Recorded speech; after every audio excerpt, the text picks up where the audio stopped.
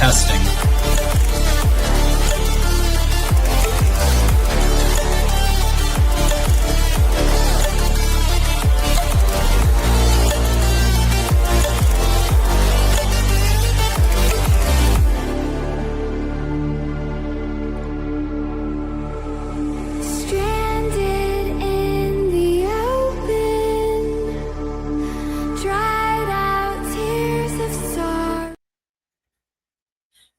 Go Blue, everyone. Dakota to Oregon, a ton of other recruiting updates, and let's talk about Jay Hill and his defense. It's all coming up next on Michigan Wolverines Live.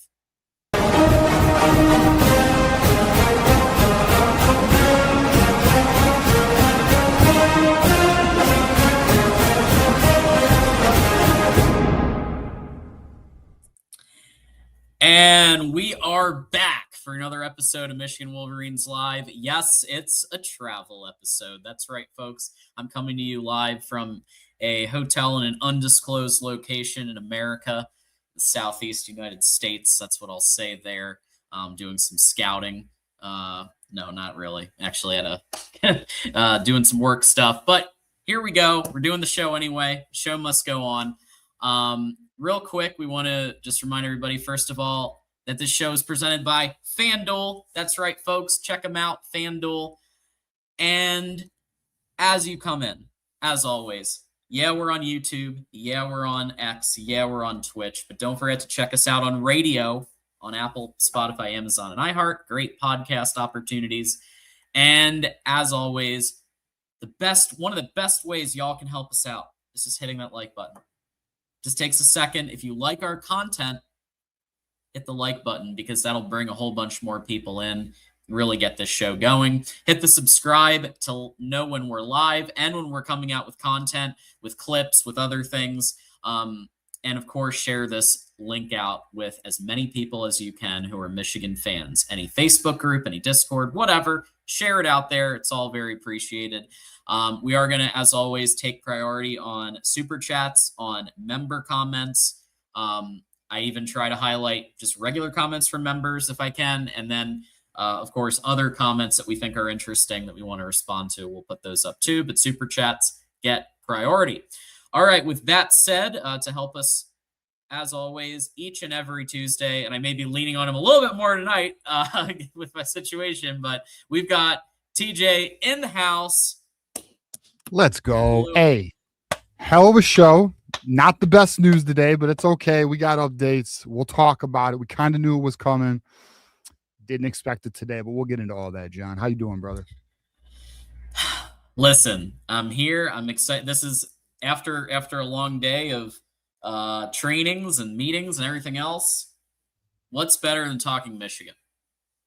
I hear Who's you, got it better than us? I don't know. Not Ohio State. Not Michigan State. Holy shit, bro.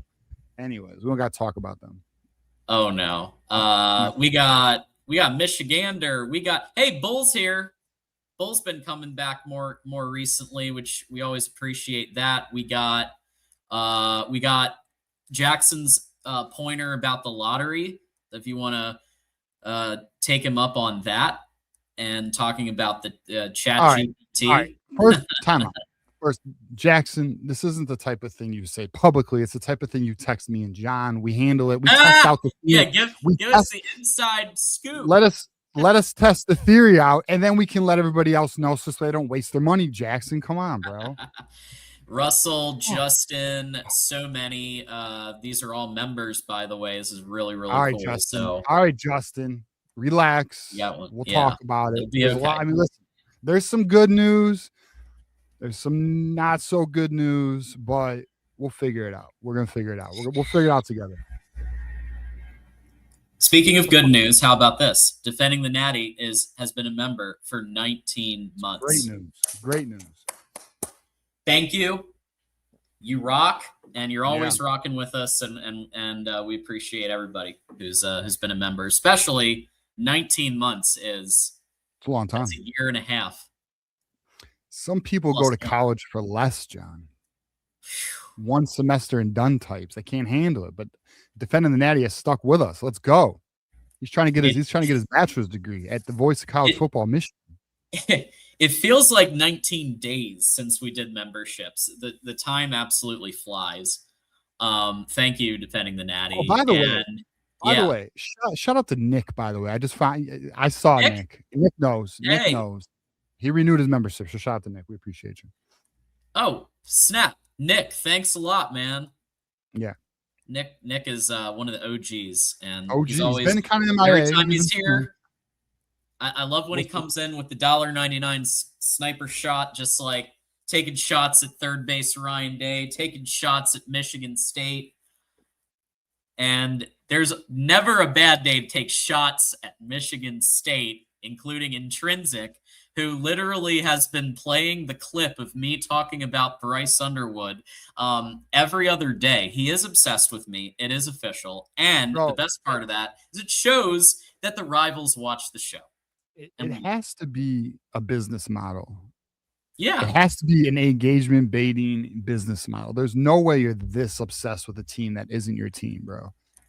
That's an illness. That's an illness, dude. Like, it's between him and Spiro. Although I will say, it's good to see Spiro finally focusing on his own program and trying to dig out the board of trustees.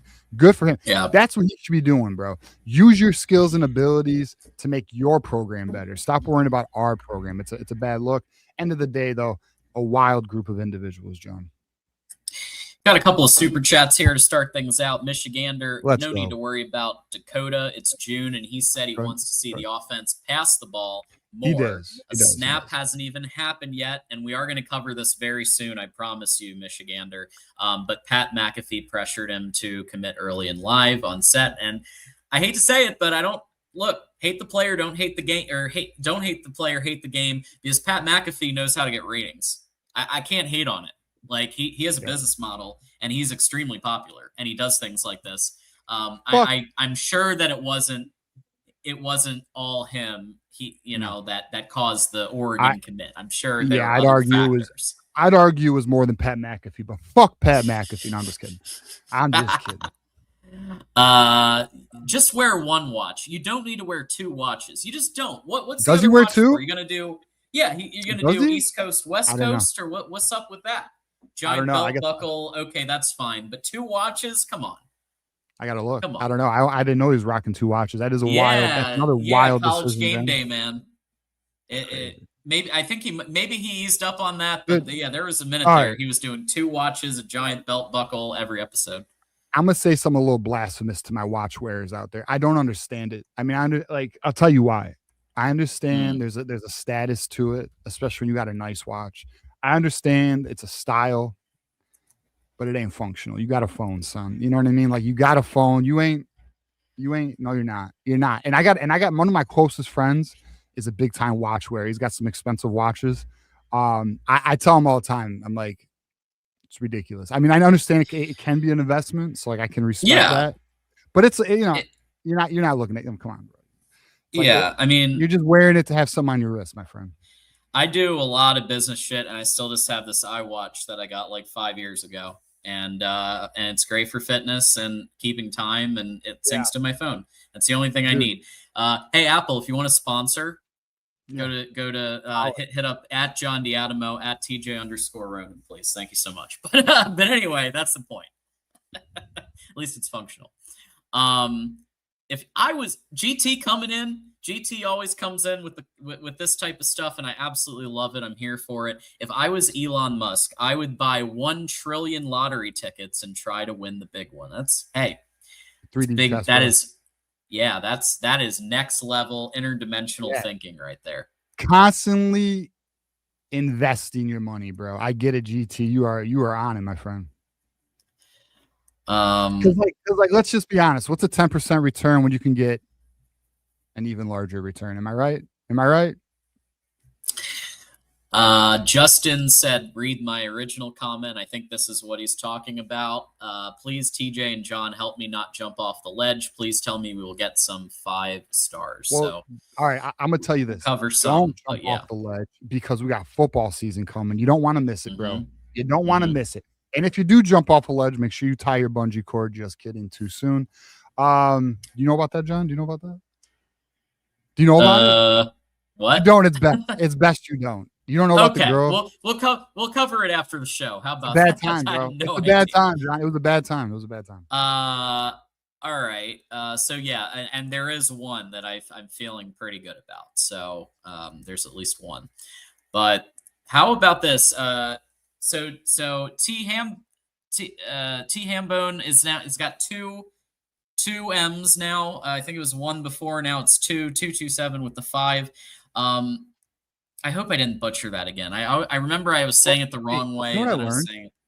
What? You know what I learned? You know why they do the @ now instead of the actual username? Why? So this way there can't be impersonated accounts. Which is dumb. That makes sense.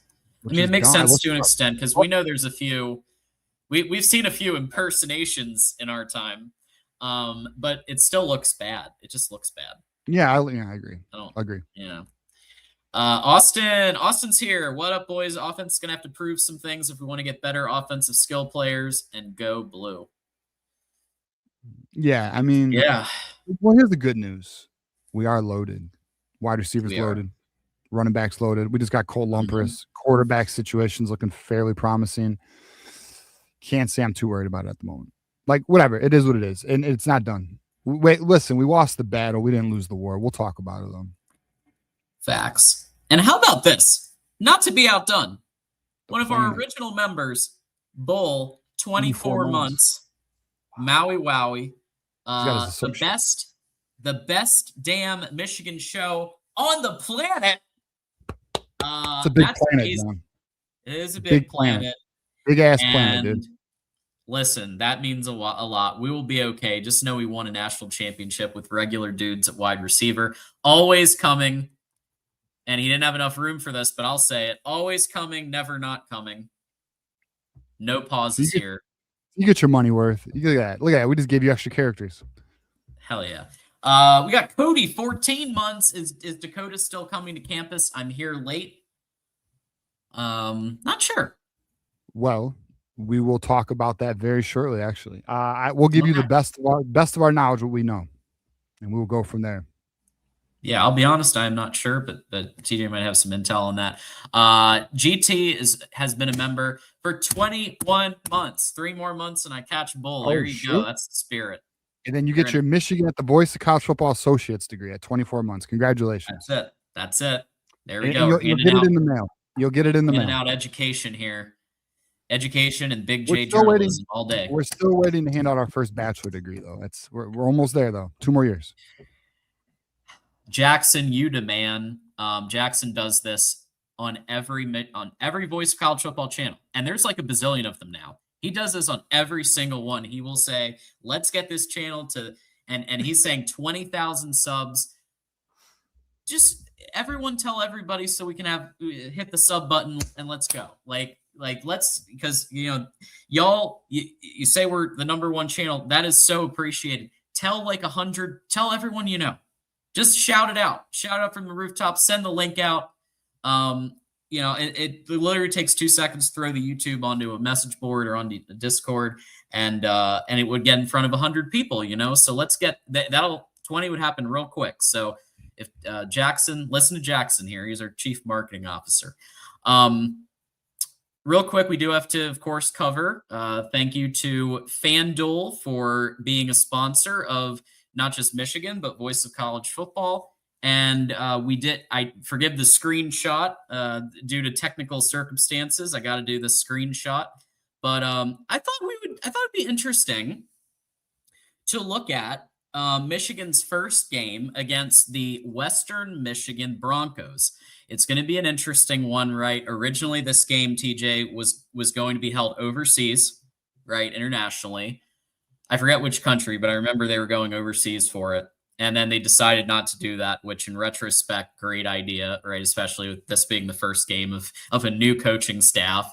But it does look like, TJ, that Michigan is favored by 25.5, over under 46.5, so it does sound like they aren't thinking that Western Michigan's going to score that much. And right. So what do you think about that? Like, I don't know. I actually think Michigan, for its first game, I don't know if they're going to blow the barn doors open. I would actually take the under here personally. I don't know, but it's up to you, TJ. Well, I'm going to take the spread, though. I'm taking Michigan on the spread. I mean, over under is tough here because we had Oklahoma the next week, right? So you already know Michigan's going to pull the horses once we get a big lead. They're not going to show a lot.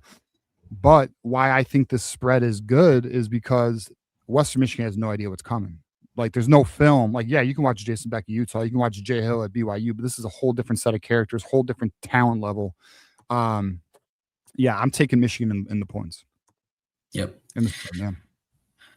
All right. There you go there. You heard it here first, folks. And in addition to that, we, of course, want to thank our other sponsor, Freedom Services EPC. Quality you can trust, people you can count on serving all of the USA's oil and gas needs. Check them out at freedomservicesepc.com, because who doesn't like a little freedom in their life? And there you go. So check them out there. And real quick, we just have two more member comments. So Michigan fan, 19 months. Thank you so much. Looks like we're going after the #1 running back in 2028. So that totally, yep. I'll tell you this. I got some info on that. Okay. There's a belief that if Michigan can land another alpha, that room is going to be complete, and they are going for another alpha for the running back room for 2028. That's what they believe. So let's see what they can do there. I have been told they're excited about what they can get. How about that? And hey, Mark was not given a name, though. Was not given a name, but was told they're excited about what they can get in 28.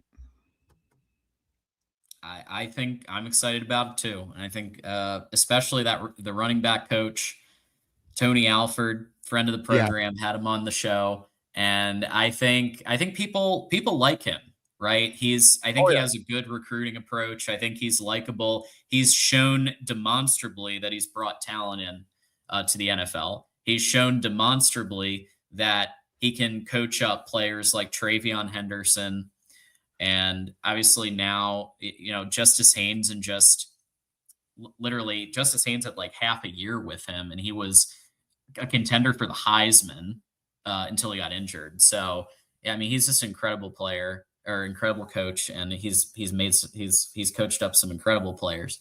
And someone asked in the chat, who are we talking about? We were talking about Kevin Hartsfield. Big Tony's on it. We'll see what he can do with it, man. Excited. There you go. All right. And Mar, 15 months of membership. Let's go. Appreciate you, Mar. Appreciate you, Mar. Great to have you here. And then one more. It looks like GT slipped one in right before. I bet you $20 Marmar's playing Call of Duty. I bet you $20 Marmar's playing. Marmar, are you playing Call of Duty? Not taking John that. John took the bet. John took the bet. He took it. I'm not taking that action. I'll tell you what. No. He's definitely playing Call of Duty. GT with the 5. What did you guys think about Brendan Sorsby betting on himself and going to the NFL? Isn't he? So he's going to the NFL supplemental draft. Yeah, I don't think he's about that, John. what is it? What a mature individual to volunteer to go to the NFL. What a Yeah, swell guy Brandon Sorsby is. You know, he yeah, knew John, volunteer, he quote knew unquote. he knew he needed to take the higher road and take his Right. talents to the next level, you What know, a John? what a humanitarian. Yeah, he really is. Being told basically, like, I mean, we don't know everything that went down, but I have a strong feeling that when everyone under the sun said, I'm not playing Wow. Texas Tech anymore, that maybe there was some pressure there.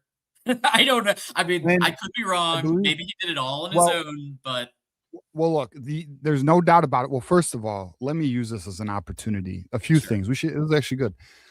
First of all, this is what happens when you unify for a common cause. You can create change. Let's remember this when jersey sponsorships come. Okay, fellas, let's remember this. Let's be vocal. We do not allow this in Michigan. We know this. I am starting the movement now so we can stop it.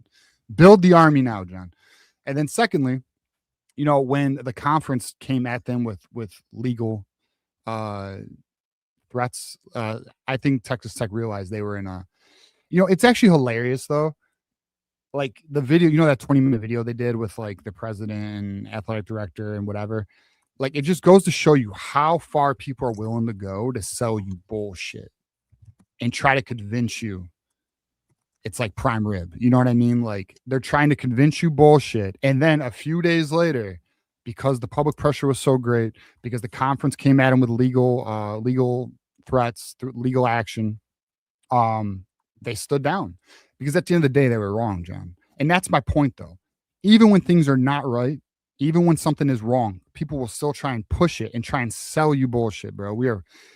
I'll give you a great example. Has anyone seen MSU's jersey sponsors? Has anyone seen this? John, have you seen these? No. Oh, oh my God. All right. Let this be exhibit A of even though we have 37 other exhibits, but let this be exhibit A of the college level of why we do not want jersey sponsorships at Michigan. Look at this shit, bro. Hold on, I'm pulling it up. It's actually hilarious because we can make fun of them. We can make fun of them over this. Let's see if I can find it. There it is. Look at, you haven't seen these, John? You've been living under a rock, brother. You didn't even know about the cliff diver lady. All right, check this out. Look at that. MSU, fuck you, bro. They are sponsored by MSU. Fuck you. Oh, I'm sharing it. Oh, there we go. That's the There you latest. go. I got you. Oh, my brother. MSU, fuck you. You see that? That is Michigan State Federal Credit Union. MSU, fuck you, John. Oh, that's that? rough. That is their new sponsorship. And guess what? Guess what? This is going on all of their uniforms, okay, for $4 million. Disgusting.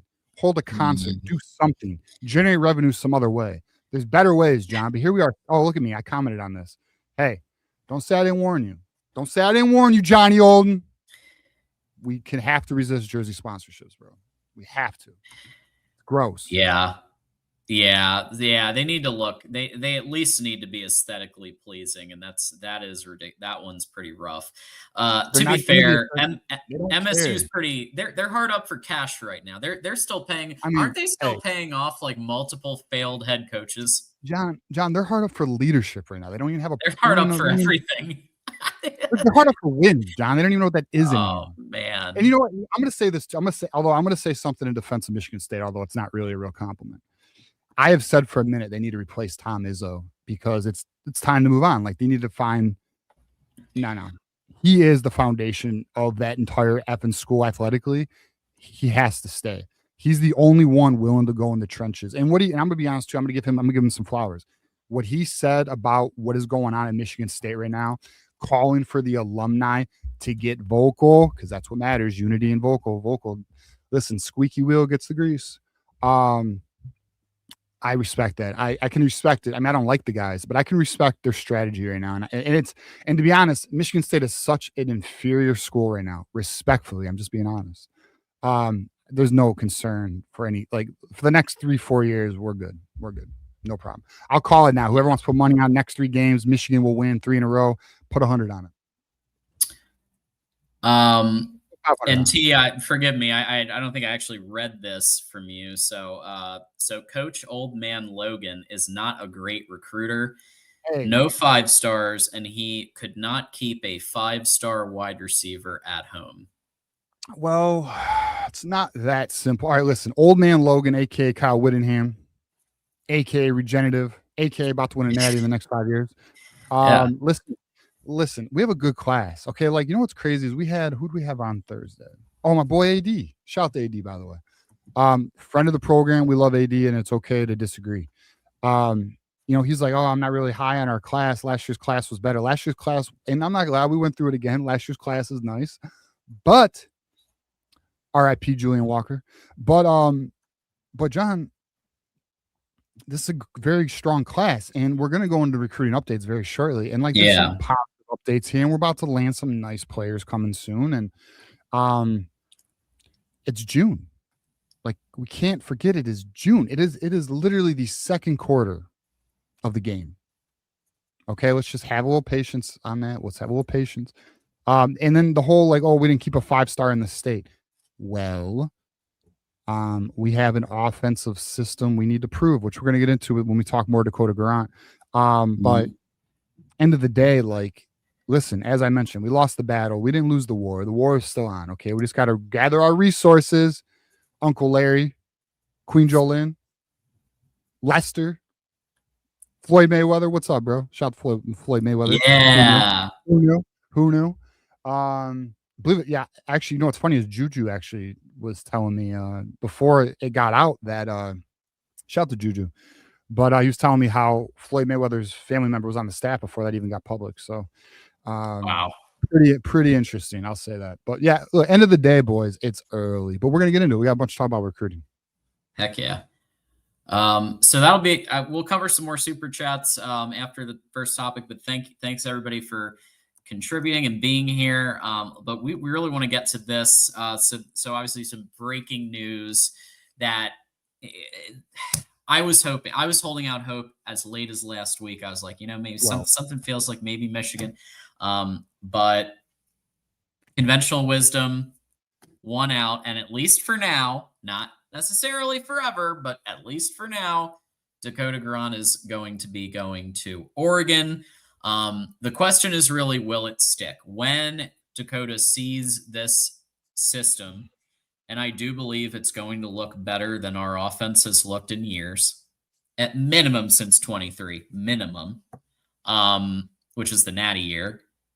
I think once he sees that and actually sees receivers catch footballs, which, let's be honest, hasn't really been happening the last few years, except for like Colston Loveland, who was a tight end, and Andrew Marsh and a few others. There hasn't been a lot of gems catching footballs lately. So I get it, right? I understand why he's going to go to Oregon, at least for now, until he sees what Michigan is on the field in September. Yeah, I mean, look, all right, so let's just set the table here. Here's what we knew. We knew he was going to commit in the summer. Now, we believed he was going to commit in July after all the official visits. So, does it suck that he committed right before he was supposed to come this weekend? Yeah, that does suck. That actually sucks a lot, right? He was supposed to come for Victor's weekend. This weekend is literally being set up to close on some big targets, and he committed literally what 3 days before he can get here, right? Yeah, But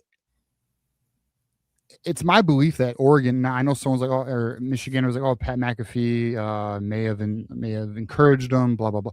Listen, here's probably the reality. The reality is Oregon incentivized him to commit before coming here. Oregon wants to do everything in their power to not have him come with us, right? It's like dating, dude. Like, I don't want you hanging out with Michigan. I want you away from Michigan, right? I don't even want you thinking about Michigan, even though they're an hour away from you, right? So, what we know, here's what we know is, look, a commitment was going to go down this summer. We have speculated for a while, not even speculated. It was kind of an open secret that it was likely he was going to commit to Oregon in the summer.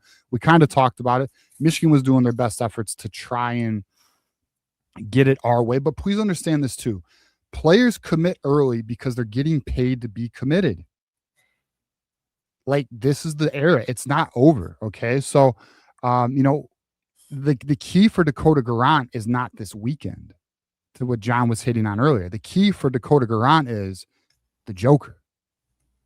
The Joker balling out, aka Bryce Underwood, aka Batman's dead. You know what I'm saying? So if we have a good offense, if Bryce Underwood could show a strong season in Jason Beck's offense and these wide receivers, which we are loaded, yay for us. We got a very talented room at wide receiver. As long as our boys can produce, as long as the offense is humming, I assure you this. Just like Bryce Underwood was literally like 15 minutes from campus, Dakota GUERRANT's not far. You know, you can do secret visits. You can do, listen, this is not over. We lost the battle, boys. We lost the battle. We did not lose the war. We will now have to re-strategize, gather our resources, and plan our next attack. And that's just what it is, man. It is what it is right now. Fuck Oregon. Fuck Oregon. I kind of like Dan Lanning though. I'm not gonna lie. He's a crazy. Yeah, I mean, you're like, listen, he's into coke and stuff. I kind of like that. Yeah, you like that? I like that. I do like that. I like my coach to have passion. Me too. He's a good coach. And but Whittingham does too, I think. And so yeah, the point is this. This isn't like when this happened under Sharon. Let's be very clear about that. This is because Jason Beck's system hasn't been implemented in Michigan yet, and he hasn't seen it for real. He's seen it at Utah. He's seen it at, obviously there's film from Utah you can watch from last year. The stats are there, top 4 or 5 offenses in the nation. The stats are there, but it hasn't happened at Michigan. All everybody sees at Michigan is like Samaj Morgan dropping almost everything that's thrown to him. Right. And sorry to bring him up, but he is the perfect example of and I am going to blame Sharon for that because Sharon decided to keep him on the field. Samaj just playing football. And by the way, I think he's going to do better at his next stop. So there's that. But the point is we just haven't seen it. And so this is different. I got on Sharon and the staff when they whiffed on 5 stars because I'm like, all right, you're able to get Bryce. You clearly there's a focus on NIL and there's a focus on, but really, we're still not getting these skill players. So I think that if I believe it's going to look better. Wide receivers are going to catch more balls than they did last year. And I think you're going to see a more dynamic offense. I think you're going to see an offense that's geared to Bryce's strengths, because that was said this week that they're really going to be focusing on gearing the offense to Bryce and what Bryce can do, which I think is really good. That's what Jason Beck did with Devin Dampier as well. So I believe there's a shot at least that Michigan overtakes it, but I'm not holding my breath.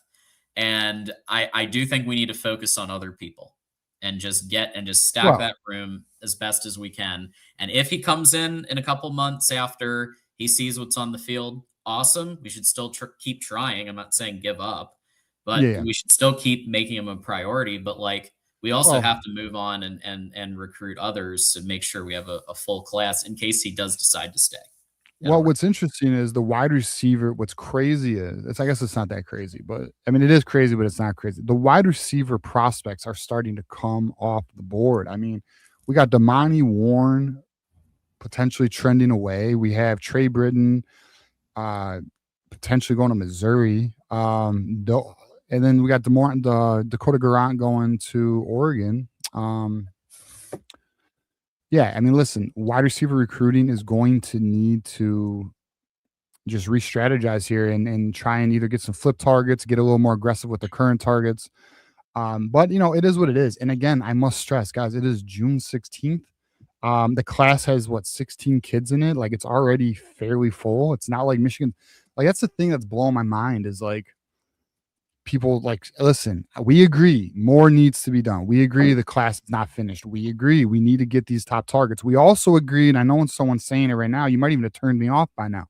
Top 10 classes should be the flipping standard.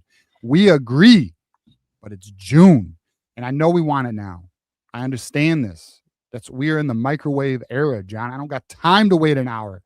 Put it in the microwave. I'm ready for my food today, bro. I get it. But patience is key. We're not done. We'll see what we can do. We're not done. And with that said, the moment you've all been waiting for, I'm sure, is the intel, the recruiting roundup that TJ brings you each and every Tuesday here at Michigan Boys College Football. So obviously with the news of Dakota, I'd love to understand, where are they focusing? Who are they focusing on? And I'd love to hear what's going on. Well, John, you cannot catch the ball if you can't throw the ball, John. So let's talk about the next quarterback likely coming to Michigan, Thaddeus Thatcher. Let's watch his tape. This is probably the most open secret in my opinion. I'll tell you this, if we don't land him, I'd be shocked. He is visiting this weekend. He was formerly committed to Utah. By the way, he is teammates with Damani Warren. This is the quarterback that I believe Michigan is going to land. He has a commitment date. I believe he has a commitment date. Yes, he does. June 26th. So it just so happens, John, visiting this weekend, committing, let's see, the following Friday, John. Damani Warren's teammate. So that's important. Let's not forget that. Look at him, John. He can run. Can you believe it? He can run. All right. Look at that. Yeah, we had that debate, remember? People think Michigan takes pocket passers. No, they don't. All right, so that's where we are. So this is Thaddeus Thatcher, formerly committed to Utah. I mean, there's not much more. Listen, let's just be very frank here. Camden Lapati is a QB1. This is insurance. This is another guy in the room. From Las Vegas, Nevada. But see right there. That's what Jason Beck wants. So if anyone wants to ask, why are we not going after Donald Tabron? Because you got to be able to do this stuff, okay? To be in Jason Beck's offense, you got to be able to improvise. You got to be able to run RPO. You got to be able to make a quarterback uncomfortable. And honestly, that's a damn good throw. Are people still on Donald Tabron? Like, don't people realize that was a Sharon situation? Yeah, it's not going anywhere. He's not a good fit for this system. Yeah, they don't care because his talent's so good, and he is a good player, but he can't do that. You can't do that, John, and that's what people need to understand and accept. Jason Beck needs a runner, and actually, Kyle Whittingham just did a interview with the Big Ten. I actually watched it, fairly solid. A lot of stuff repeated that we've heard before, but they were talking about Bryce Underwood, and Jason Beck Kyle Whittingham goes, yeah, he's a dual threat. Mic drop. All right, next topic, John. Let's go with Lincoln Maggio. And actually, why do I not have his huddle tape? Forgive me. Lincoln Maggio. All right. He visited just last week. He is, listen, we'll just call it as we see it. He is, let me see if I can get his shit. My bad. Got it. So this is Lincoln Maggio, John. This kid is going to be an interior offensive lineman for Michigan, currently playing tackle. He will play guard or center. He is potentially versatile in that area. Guess what? He is going to be committing July 11th. Lock it in. 4-star. Here you go. You guys want your blue chips? Here's a blue chip. 4-star Lincoln Maggio committing July 11th. Put your money on Michigan. So I just wanted to give you guys an update there. July 11th is a little ways away, but we need to understand who's coming. All right, another blue chip player though, boys. I mean, I'm just gonna be real with you. Michigan's doing a good job. It can be better. They're good, not great. All right, good, not great. But there's another player that is coming to Michigan. Listen, he's a solid player. I'm not in love with Lincoln Maggio. I don't hate Lincoln Maggio. I see the vision. Big boy, should work well in the interior. Obviously a good teammate. Look at him help his teammate out. But yeah, I mean it's somebody that Jim Harding has liked. But I'm going to tell you right now. Next cycle, 2028, Michigan will be big-time spenders in the offensive line position. So the fact that Michigan is going to be landing up to 3 blue chips in a year where their budget isn't as great as it will be next year is actually very promising if you really think about it. All right, next player we are going to talk about, John. Well, that's a big one. Seth Tillman. Ooh, okay. Covered him before. Yeah, we may have spoken about Seth Tillman before. So here's the reality of Seth Tillman. Seth Tillman, we took the lead from Georgia. There was a belief Georgia was Georgia was the leader, and Michigan took the lead. But now we have a new problem. Dabo Sweeney. Mother effing Sweeney Dabo's going Clemson. after him. And what's Dabo loves interesting, his dual sport athletes. and what's interesting, John, is he also has a commitment date of July 11th, 7/11. We'll see. Okay. This is going to be one of those situations where we're going to have to see how this goes over the next month. It is believed to be a very NIL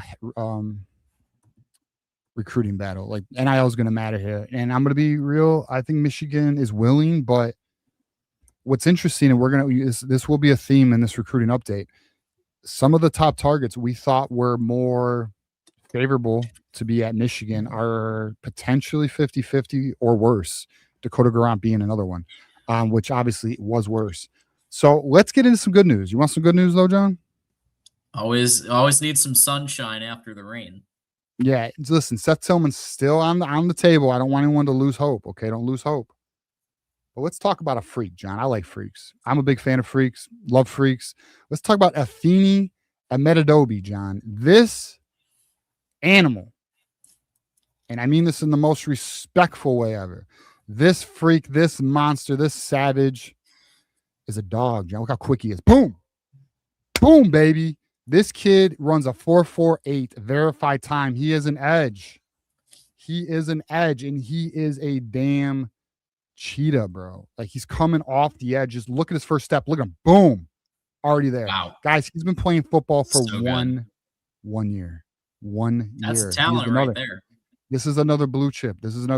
Guess what? Good news. He is committing in 2 days, John. And guess what? If I was a betting man, which at times I am, ain't that right, Michigander? $50 says Savion Hyder's going to produce more.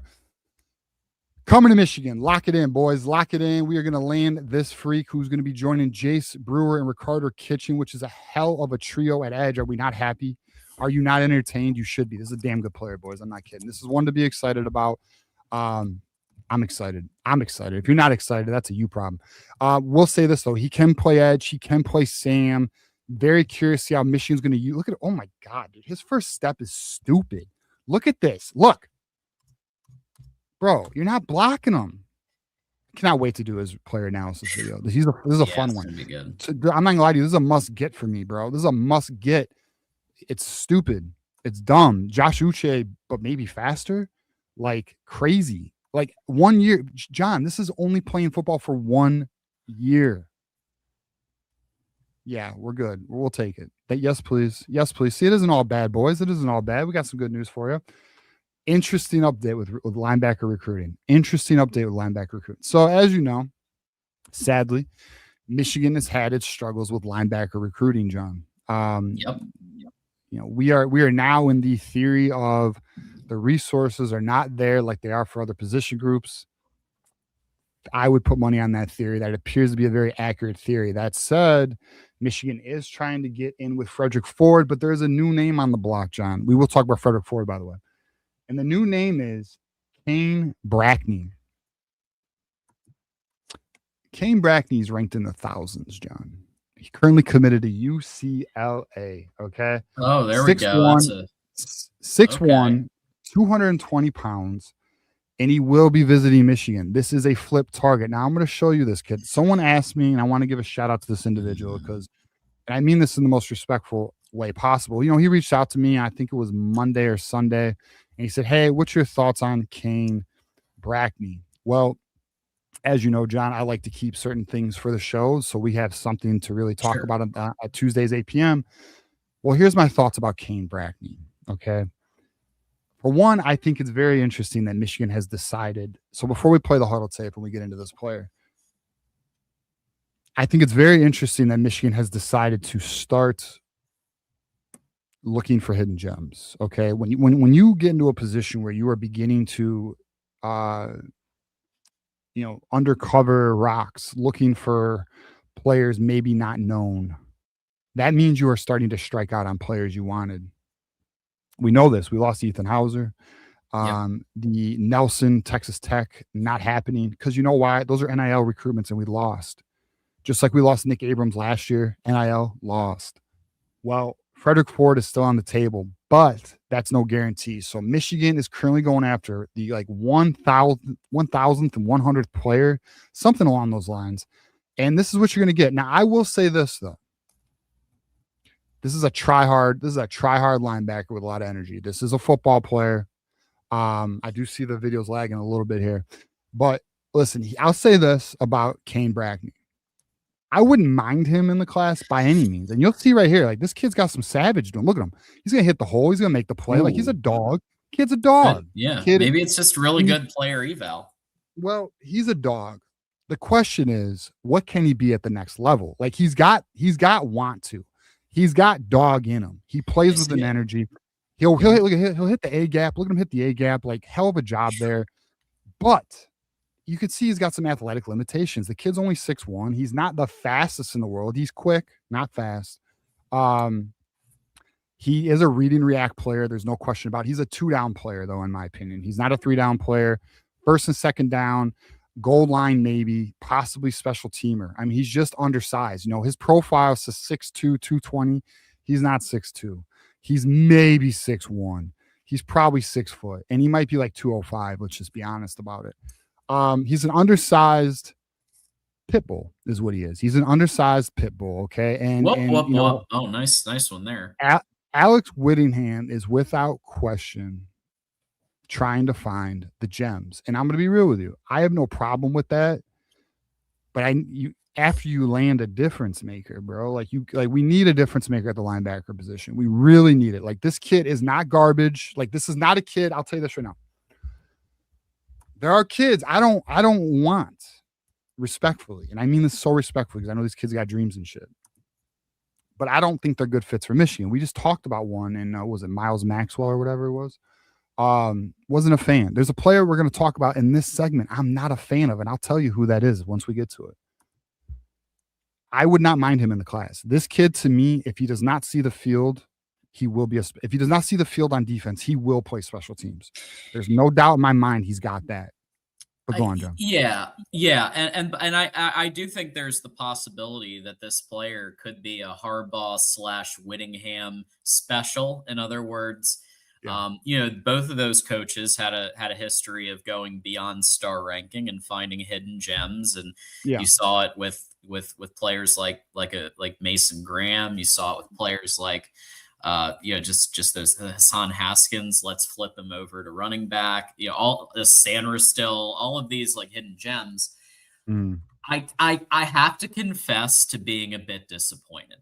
Yeah, I think it's fair. I think overall, when you look at linebacker recruiting, I understand that we've heard from sources that it's just not as big of a budget versus other position groups. It's like, number one, why? Because linebacker, we've known for a while that linebacker has been a bit of an issue. I don't really know why we wouldn't focus a little bit more on it. And I just think that Michigan deserves a little better. Not saying that he's not. I'm not. And by the way, this is not an indictment on this player. I think he actually has some good traits based on the film. But I feel like we've whiffed on a few that it's just it just makes me wonder a little bit. So to your point, I actually like him in the class. I don't like him being with Braden Watson. Come on, Braden Watson and Kane Brackney, brother. You get Braden Watson and Kane Brackney after you land Nelson and Ethan Hauser, or you land Frederick Ford and Ethan Hauser. Then you go get a Kane Brackney or a Brandon Watson as a developmental. You know, like Kane Brackney, I'll be real though, he's more than a developmental. He plays the position. The question is, can he play at a power forward level? That's the question, because he's undersized. Now, how is he, like you saw how he was in the film, right? How is he going to respond when a 315-pound offensive lineman gets his hands on him? Right. Maybe he's got some Malcolm Rodriguez in him. For those who know, Lions linebacker, undersized, but he can make it. You know, he's a solid player. I mean, he's going to get in with Doug Ellisai, and to be fair, Doug Ellisai, I do believe he's a top 5 strength and conditioning coach in America. Yeah, so he will bulk up. But to everybody's point, we're all talking about in the chat right now. I see y'all. bro, we're scraping this level. And I'm not saying you can't find a gem. There are dudes who make it to the NFL in these levels. There are. Mm-hmm. Shit. And then to your point, John, about, well, all right, here's the reality, though. The linebacker position is the least valued defensive position in the NFL. It's very possible Michigan looks at it the same way, and their defense, it's just has the least resources, man. I don't know. I mean, it's getting to the point of frustrating, though. It is getting to the point of disappointing in terms of, and that's not a shot at Kane Brackney. Again, I welcome Kane Brackney. If he wants to come to Michigan, I'm actually for it. I would like him at Michigan, but damn it, I need a difference maker. I need an impact linebacker. And then, like, honestly, I feel disrespectful shit because, like, I'm saying, like, oh, this kid's not a difference maker. I don't see X factor in Kane Brackney's game. I see potentially a player who could see the field in year 3 or 4 in a rotational role, but likely special teams guy. That's what I see in Kane Brackney. But prove me wrong, bro. I got no issue with that. I want to see you win. But that's where we are with that, John. All right, next player we're going to talk about, next linebacker. Really want him, Frederick Ford.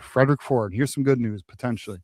Michigan just had him for an unofficial visit. By all accounts, it went well. They are working to get an official visit. Oh, no, official visit potentially sooner than later. It may be before the window closes, or it may be during the regular season for an in-season visit. But at least the positive news is Michigan is trying to push for an official visit for Frederick Ford. But I'm going to be real, too. We saw this with Nick Abrams last year, where, we're going to do an in-person visits in September. And then guess what? We didn't have the fucking NIL. Like, that's the other thing that's, like, frustrating. I mean, I guess I get it. You got to shoot your shot because you never know what kids will take less to come to your school, right? Because this is Michigan. But shit, bro, if you don't got the artillery, what do you do? You know, I don't know. Right. We'll find out. Hopefully Michigan can step the F up. I swear to goodness, bro, if I had FU money, I talk about this from time to time, I would handle linebacker recruiting I'd be like, all right, I got linebacker recruiting, boys. I got this. Let me get some savages. Next up, John, Joshua Thompson. 5 stars. You know, like 5 stars? I like 5 stars. Well, guess what? Michigan killed. Yep. Michigan killed. They crushed the visit. They did very well. Did very well on this visit. Lester, and your friend TJ, Skylar fan, got a shout out about how well she did from the I believe it was the family shouted her out that, you know, the cookie cake with the M on it and all that stuff that they just thought it was executed really well. So shout out to Skylar. Yeah. Absolutely. We are big fans of Skylar fan. We support all of our Michigan people. All right, actually, I want to see if I can find it, and I think I can. Actually, I can. Actually, no, that ain't it. What the hell? Hold on. Okay, here we go. So, just so happens during Joshua Dobson's visit, he happened to meet some important people, John. He talked to Charles Woodson. He talked to Matt Lester. And he also talked to Floyd Money Mayweather. You know who Floyd Money Mayweather is, don't you, John? Yeah. Might have heard of him. Yeah, so big time. Listen, for those who don't know, Matt Lester is another big time donor. I believe he's on the board for Champion Circle, which is our collective. But for those who don't know, as we mentioned earlier in the show, Floyd Mayweather, Grand Rapids native, has a family member who is on the staff, and I did know his name. It's not the same last name by any means. Actually, I'm sure someone down here has it. Let's pay our respects. Yes, Eddie. Shout out to Nikhil, bro. Shout out to Nikhil too, because he's always commenting on my stuff. Eddie Heckard, who was previously at BYU, small world, right? So shout out to that. Let's see what we can do there. Now, this is a battle. A&M still lurking. In South Carolina, mother effing Lima, bro. South Carolina is deciding to creep into this thing last minute. So we will see. I mean, we will see if Michigan can hold off South Carolina. You know, the good news is, look, we all thought it was possible he would commit to Texas A&M before coming to Michigan. He came to Michigan. And then not only that, Michigan effing crushed it. And I have heard some buzz. They think Michigan took the lead over A&M. But South Carolina still lurks. Now, it's still a 3-team battle. A&M's still in the picture. Michigan is potentially the leader, but South Carolina, which I believe he lives in, is it North Carolina or South? He lives in one of the Carolinas. Right. So, and look, we've lost some players to South Carolina. We lost, here we go. My second time mentioning this name again. Julian Walker. Could you imagine Julian Walker and Carter Meadows? Oh my. They're both like 6'7", 255 as freshmen. Oh my gosh, son. I don't know why I do it to myself. North. Yeah, he's from North Carolina, but South Carolina's pushing. Yeah. I'm still sad. All right. So, but all right, it is what it is. So we just have to wait and see. This is one of those things we got to wait and see how this goes. South Carolina is a joke. Shout out to Justin. Oh shit. Facts. Okay, John. Let's do Masana Torbert. I need to go get my battery for my laptop. I forgot to plug it in. I'm a dum. But we'll do Masana Torbert, and then you read some super chats, John, and then I'll read some supers. Actually, hit it now. Let me go get it. All right. So while TJ gets set up with his laptop, a little bit more on my thoughts on the Joshua Dobson situation. So, like he said, obviously Texas A&M is still a major player here. South Carolina still pushing, but Michigan really did knock it out of the park. He is announcing on July 1st, and he is. I mean, look, folks, this is the type of player Michigan historically. They get their one, maybe 2 5 stars.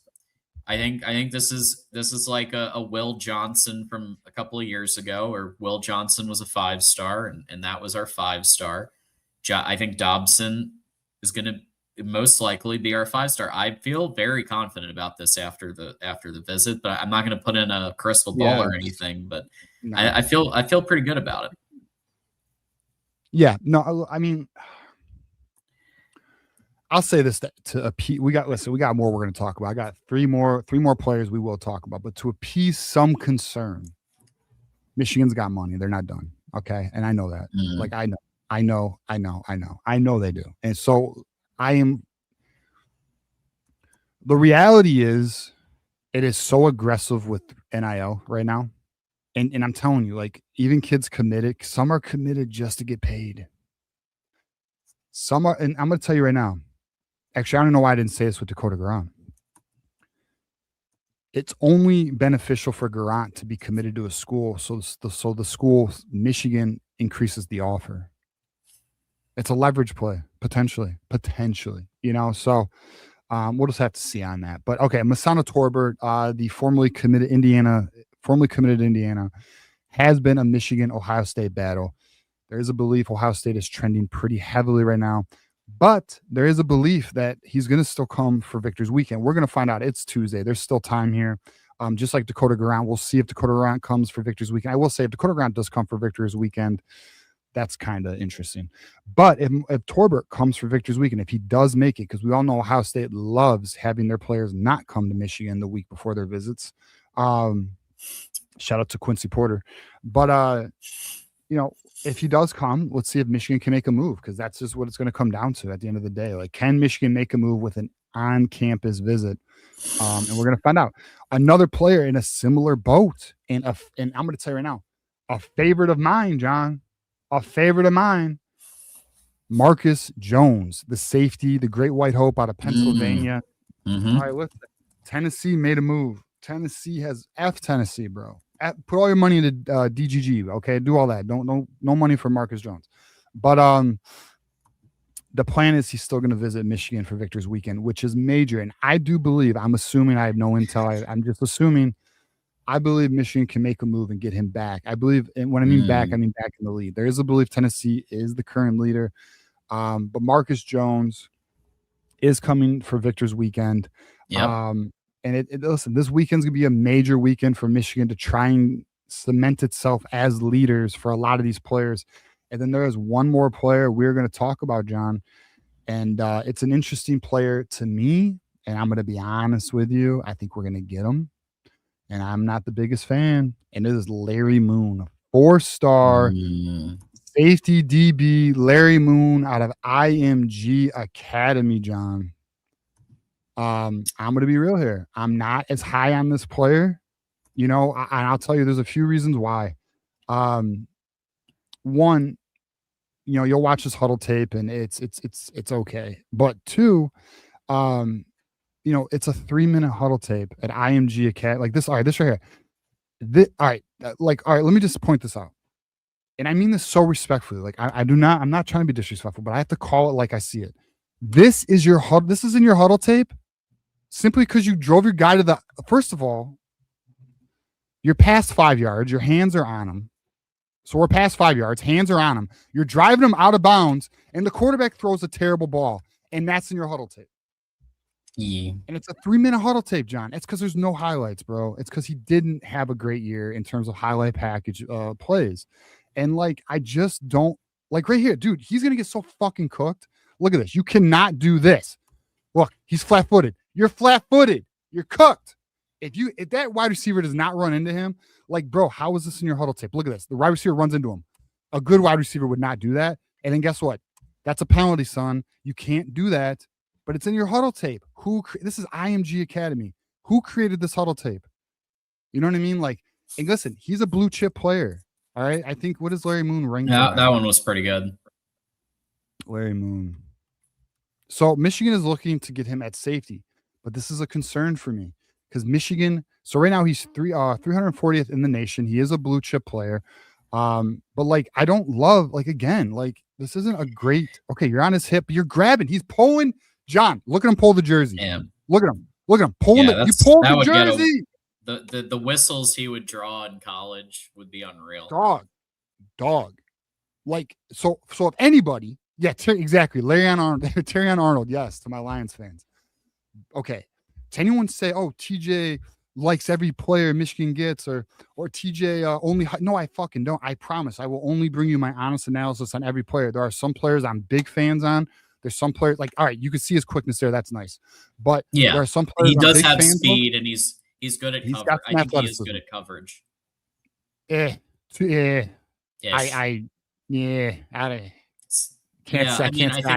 his speed, I'm not convinced. I need to see more in general from this guy. Look at this though. Look at him all right, your hands are on him, son. Your hands are on him. He's so touchy, bro. Michigan's gonna get him because here's what's going on. He's on campus right now. And his official visits this weekend. He's going to do 2 visits in a row. I'm telling you it's happening. And the reason it's happening is because no other teams want him. I don't know if that's true. I could be wrong. And that's blasphemous for me to say because I don't know that answer. But I'll just let you know. Well, yeah, because Alabama, Kalen DeBoer was personally handling. He was the primary recruiter. He decided not to take a visit to Alabama, but it's not like nobody. Because he's not committable. The offer's not committable. Guys, it's a 3-minute huddle tape. The kid's clutching and grabbing everybody. He's driving his guy to the... I'm not high on it, dude. I'm not a fan of this. And I'm going to tell you right now, just like linebacker, raise the alarm. Safety recruiting is very questionable right now. If we cannot land Marcus Jones, we have a problem. Now, if we can get Joshua Dobson, you can move Tavares Harrington to safety. Okay. If you give me Marcus Jones and Tavares Harrington, now we're talking. That's serious. That's good shit. If we land Larry Moon and Charles Woodson Jr. is our other safety, not good. There's some comments saying, hope this kid isn't listening. I hope he is. We know. I agree. Because you know what? If he's the right type of player for Michigan, he's going to take any constructive criticism and use it as fuel. I'll say this. We play... Okay, so there is without question a balancing act of being honest and disrespectful. And we're trying not to be disrespectful, but I can't be authentic if I'm not honest with you. You understand? And I will always be authentic and honest with you. And look, at the end of the day, and I get it because these kids are in high school, they're chasing a dream and F me, don't listen to me, prove me wrong. You know what I mean? Just I'll give you an example. Weddle with Bryce Underwood right now. Same shit. At the end of the day, it's up to the player to prove anyone who doubts him wrong, right? So my goal is not to I'm not trying to destroy a kid. I'm just giving my perspective as a Michigan fan who does player analysis videos for Michigan on all the prospects. We watch recruiting. It's a big recruiting channel. A lot of you guys follow because of the recruiting and our other takes on the team and stuff. End of the day, though, I'm not going to lie to you. And I have to be honest about the kids that Michigan's targeting. And here's why. Because when I tell you this is a good class and there are a lot of good players in this class, you know I'm not bullshitting you. And I'm going to tell you right now, I've been typically right on a lot of them, okay? Just like our boy Chase Taylor, who we're going to talk about when we start talking about the defense and the depth chart coming up. And there's a lot of buzz out of Chase Taylor. And I saw Chris Ballas's report on Chase Taylor pretty damn recently. And guess what? We've had that since day one when he committed. We've been very high on Chase. Dude, go check my player analysis video. No lies told. But yeah, so at the end of the day, we just have to be honest. My intent is not to be disrespectful, but I can't lie to you. And end of the day, the huddle tape is not that great. So guess what? Go into senior year, fucking kill it, and make a dope-ass huddle tape. But if you're already committed to Michigan, I guess it doesn't really matter. But I do think he's going to come to Michigan. You heard it here, folks. And I agree. I think that's where this is headed. And look, folks, no one has anyone said that he won't improve? No one said that. He definitely can. He definitely can. I said that like 2 minutes ago. You got to clear your ears out.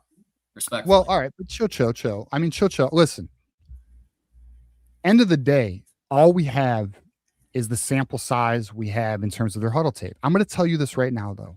If that's the best his play has to offer, right?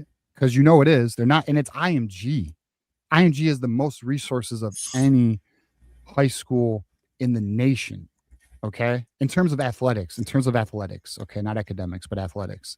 The fact that that's what they came up with to me is very, very concerning. It's a 3-minute huddle tape with a lot of questionable plays, and no one is saying he can't get better.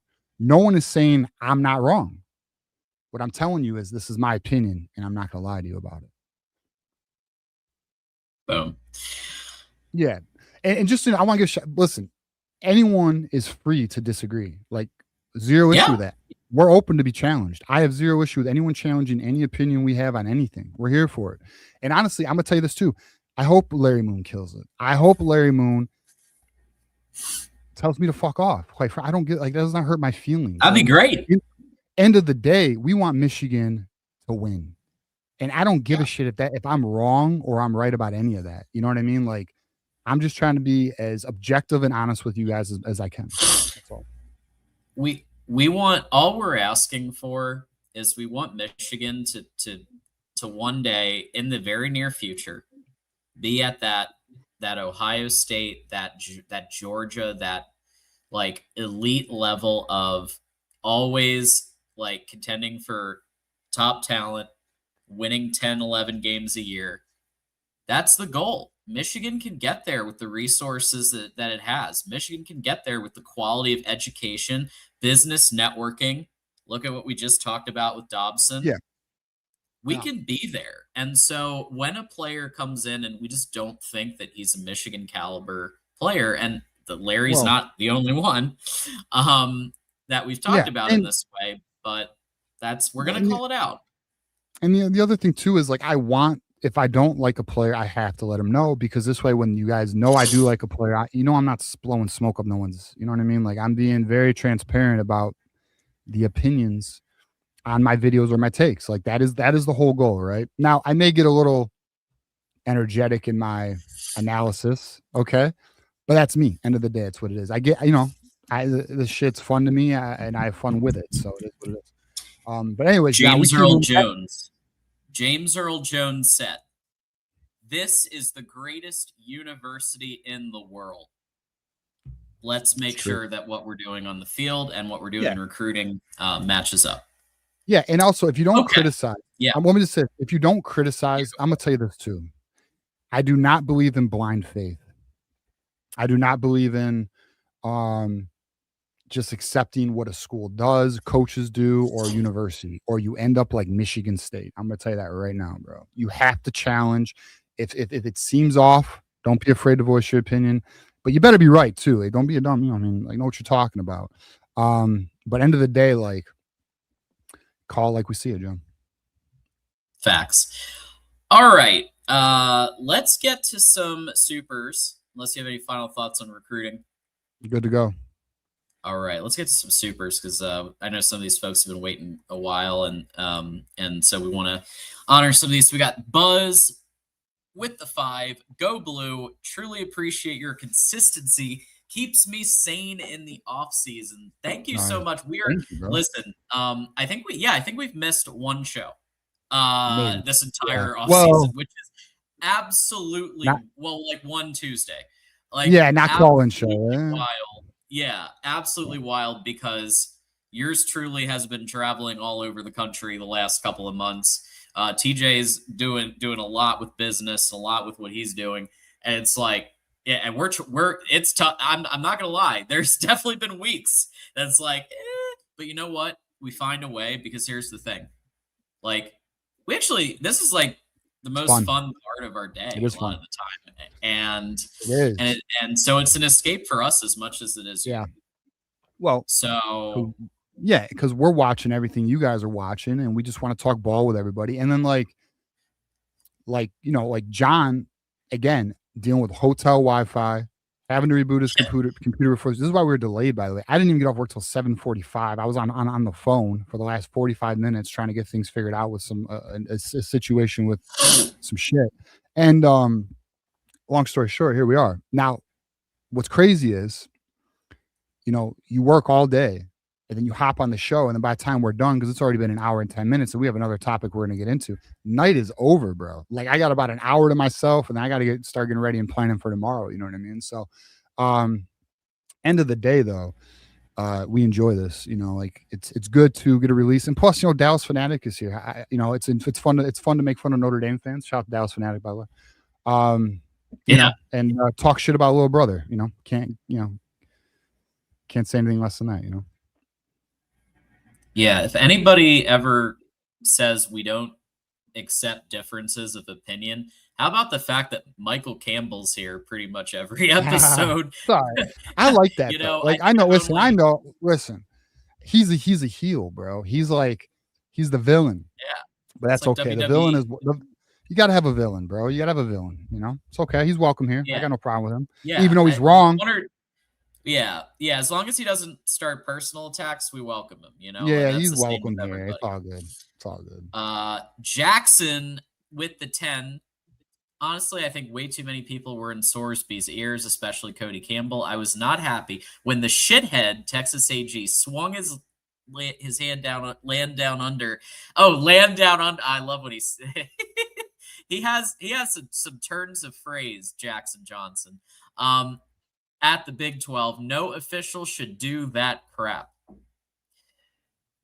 I do think there were people in Sorsby's ears. I think that's very true. I mean, the whole situation was disgusting, bro. Like, what are we doing? Like, you cannot, dude. And then what pissed me off the most was they tried to sell it to us. Oh, well, we're trying to help him through his recovery. Shut the fuck up. I cannot stand, bro. One thing I cannot stand, and I'll never put up with this shit, bro. I will never. If you ever see me vocal on Twitter, I will be. Do not sell me shit. I will call you the fuck out. Do not sell me shit. It's disgusting, bro. It's bad faith. You're lying. You're lying to yourself. You're lying to us just to try and save yourself, or because your $5 million investment. Like, end of the day, do not lie to me. You know what I mean? Like, and then try and make us look bad when you're lying to us about some bullshit. Like, don't do that shit. Like, it's disgusting. Don't play victim to us when you're the one who looks like a damn clown. Stupid Texas Tech. Russell. What up, Russell Harris? Always great to see you. $2. We got, I was going to guess poise pads for Shardy. Yeah. I feel like those. Yeah, I'll just leave that there. But I will say there's been a lot of stuff on X. Just the whining and focus. Why can't they focus on their own shitty ass team? It's got a new coach. It's got an exciting new coach. that was fired for weenie washes and hazing at Northwestern. But hey, exciting new coach. Well, I'll say this. Well, all right. So here's the real reality about Michigan State. And I've been saying this for a minute. Stop worrying about us and start fucking worrying about you. You need to be critical of your own school. And guess what? Their fan base is so gosh damn passive, bro. They do not have the passion or the care our fan base has. Our fan base will say when shit's not right. We call out, and I know there's a Buckeye. What about signs? Shut up. Listen, we've called out Ward, we've called out Sharon Moore. We have no problem calling out our team when it's right to do so. When it's blatantly clear there's an issue. Not Michigan State fans. Instead, there'll be something going on at their school, and then they still want to point at us. It's like, listen, get your shit together. Start applying pressure to your board of trustees, your president. Oh, you don't have one. Oh, your athletic director. Oh, you don't really have one. Like, it's because there is no the fan base does not hold any accountability to their own flipping school. They're too busy looking at us. And guess what? Now their house is on fire. Their house is on fire. I mean, John, have you seen the Tom Izzo? I wonder how long that video is. I almost want to play it. I don't want to see the Tom Izzo face. You want to see stupid face? You he's said such a whiner. Yeah, well, I mean, I'll be real. I like this video. Oh, I got it. How long is it? It's a 2-minute video. We don't got to play it, but end it. All right. We don't got time for that. You know what? Wait. All right, hold on. You want to see his face though? Here's his face. Look how upset he is. That's the look at that, bro. He is. Oh, I'm sorry. Look at that. That's his face. The leadership. Look at that. That's so funny. All right, we won't play the video, but I recommend checking out the video. Oh, by the way, look at the sponsorship. Gross. There it is. MSU, fuck you. There it is. MSU, fuck you, bro. Hey, that's going to be on everybody's shit like for multiple years or 1 year or at least 1 year. I don't know, but they're only getting $4 million. Disgusting. How about you hold like 5 concerts? Figure it out. Yeah. Just, they're having trouble rubbing 2 pennies together. So it's, what's crazy? It looks ridiculous, but sometimes desperate times call for desperate measures. They were given $400 million, John. And what was it, $100 million for NIL? Mm-hmm. I don't know. Yeah, they're doing great. They're doing great with that. We got a 5-star punter. Yeah. Well, actually, they just got their first blue chip. Good for them. Oh. Okay. All right. There we go. Yeah, good for them. That's one. It's one. We got like 12. Now, Michigander is bringing the alternative perspective on Pat Fitzgerald. $10. Thank you, Michigander. I feel bad for Pat Fitzgerald. He just got there. His boss leaves for a lateral job. I like Pat, but if he doesn't show something this year, he could be gone if their new AD wants his own guy. You are spot on, and that's exactly what usually happens. Usually if a new AD, and this happens in the NFL too, when the new AD or the new GM comes in, usually the existing coach gets 1 year, like Ron Rivera, when the new ownership of the Washington Commanders, they kept him for a year to see how it went, but then they decided to part ways. It happens in all levels of sports and in life. So I think that's that you make total sense. I can't agree with you about feeling bad for him though. I don't at all. I think if he should probably still maybe coach a D2 or maybe a position coach or something like that. But after what went down at Northwestern, it's fitting that Michigan State, the program of Mel Tucker, of all the things that has happened in Michigan State over the years, that they hire this guy. It's very fitting. Hey, how about this? Running on Empty just became a YouTube member. Thank you. That's awesome. That's awesome. I don't know which tier, just because I don't have that chat up right now, but regardless, a membership is a membership. It means you're supporting us. You're supporting the content. And if you want to become a member, just like Running on Empty, I'm going to put the link right here. you can become a member. And I am going to throw this out right now. I'm targeting probably the 29th or the 30th for our members only show. So let's see, more to come on that. TJ and I will coordinate schedules, but would like to do that before the end of the month. So that is open to the $4.99, those who stay, and the $9.99 Connor Stallions Espionage team. Okay. Thank you, Running on Empty. Enjoy your new emojis, too. All these sweet emojis you got.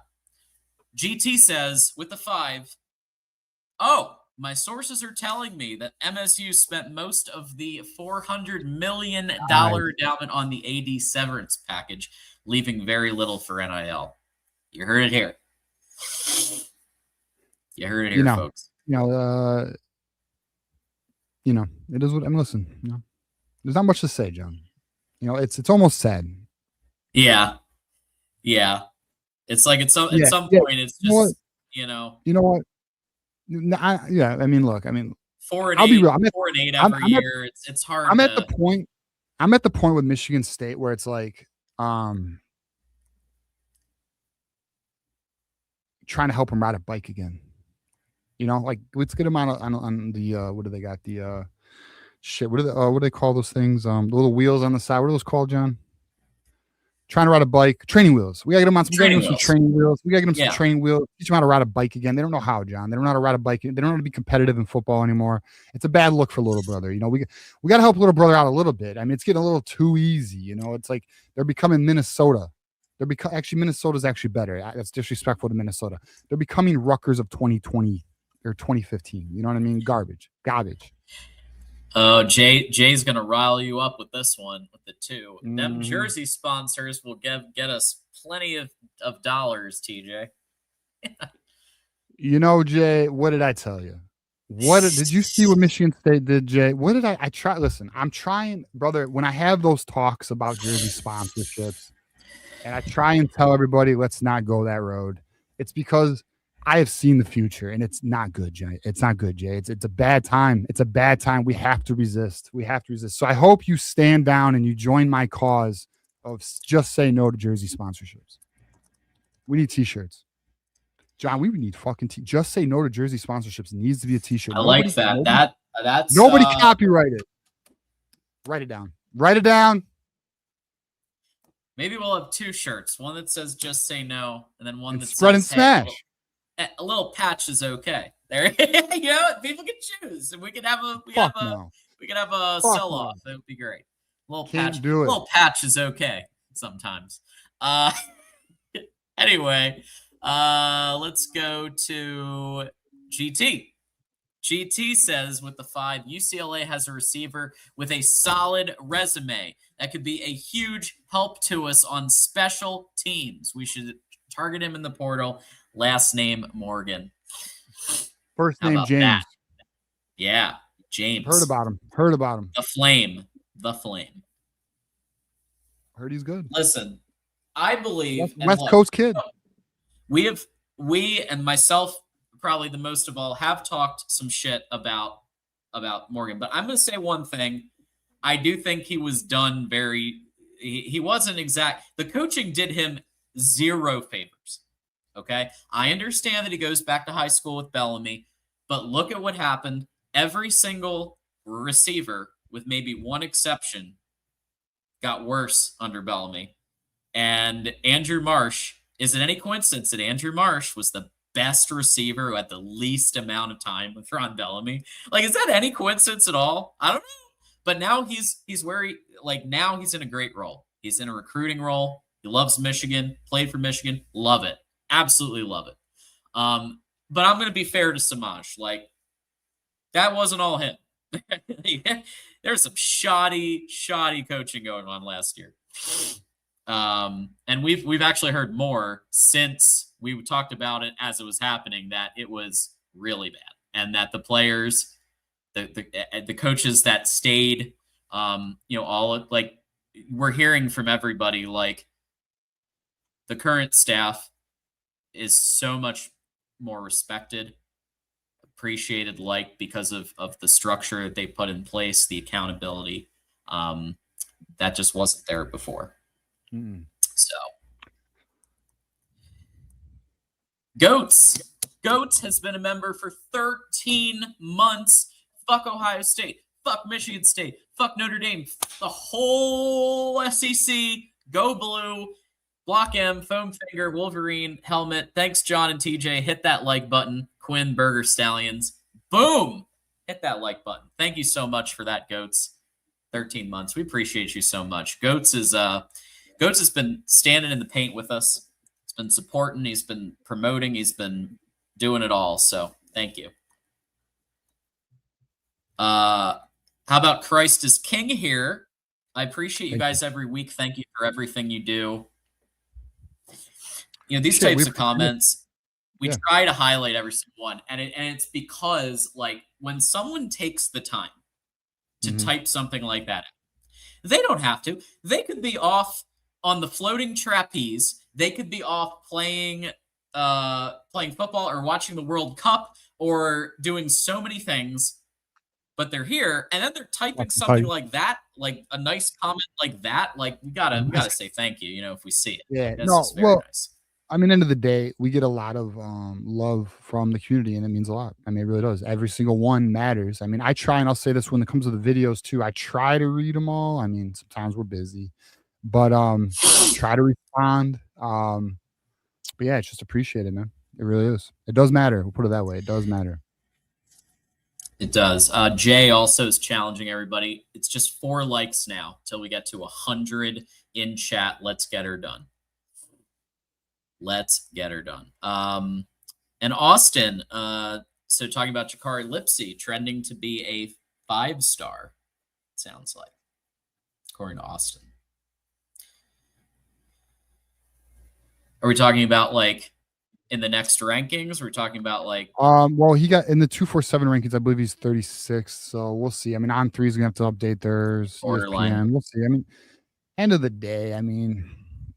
we know what he is. It's like Colt Lumpers. Colt Lumpers is clearly a top 100 player, but he's not. So it is what the fuck it is, bro. You know, like rankings are a measuring tool. They are not. You know, it's like if anyone, and I know we have a lot of fans who do play NCAA football. It's like, you know, you get like some of the attributes. It's like rankings are just a piece of the puzzle, the film, the rankings, and then there's things that even we have no way of knowing, which is, you know, 7-on-7 camps, or just character that we know nothing of. There we go. Yeah, there's always stuff happening, and obviously we try to keep a pulse on it, but always lots of moving parts with this stuff. Okay, thank you. We're up to date on super chats, so again, most appreciated. And we do have one. We're not done, folks. We actually still have one more topic. Dude, John, real quick. John. Yeah. It's been 1 hour and 30 minutes and we still have another time. That's my so me and John have this running joke where like we'll have a show with like just 2 topics. It'll be like, all right, we're still going an hour and a half because we just go like it's always like an hour and a half for more stuff. Yeah. You know, like it could be a quick one today. We're gonna talk about Dakota GUERRANT recruiting and then defense. We still have a 3rd topic. Yeah. Do want to thank one more time Freedom Services EPC, quality you can trust, people you can count on. Check them out at freedomservicesepc.com. And it does look like, thanks Jay for keeping track of it, that we've hit 100 likes. So there you go. Appreciate you. There you go. Thank you, Jay, for keeping us updated on that. Okay. So we do have obviously, we know that infectious leaders, infectious personalities, great leaders, it's all part of the Michigan defense. So let's do this. Jay Hill. So obviously a little bit about Jay Hill. You know, we've covered this a little bit on the show, but you know, multiple top 25 defenses in America, which is huge. On top of that, literally literally 8 top 25 defensive outcomes. So number 6 in the red zone, touchdown defense, number 7 in interceptions, number 10 in defensive TDs, and it keeps going from there. So yeah, my bad on that. You're good. You're good. You're good. So the bottom line is, right,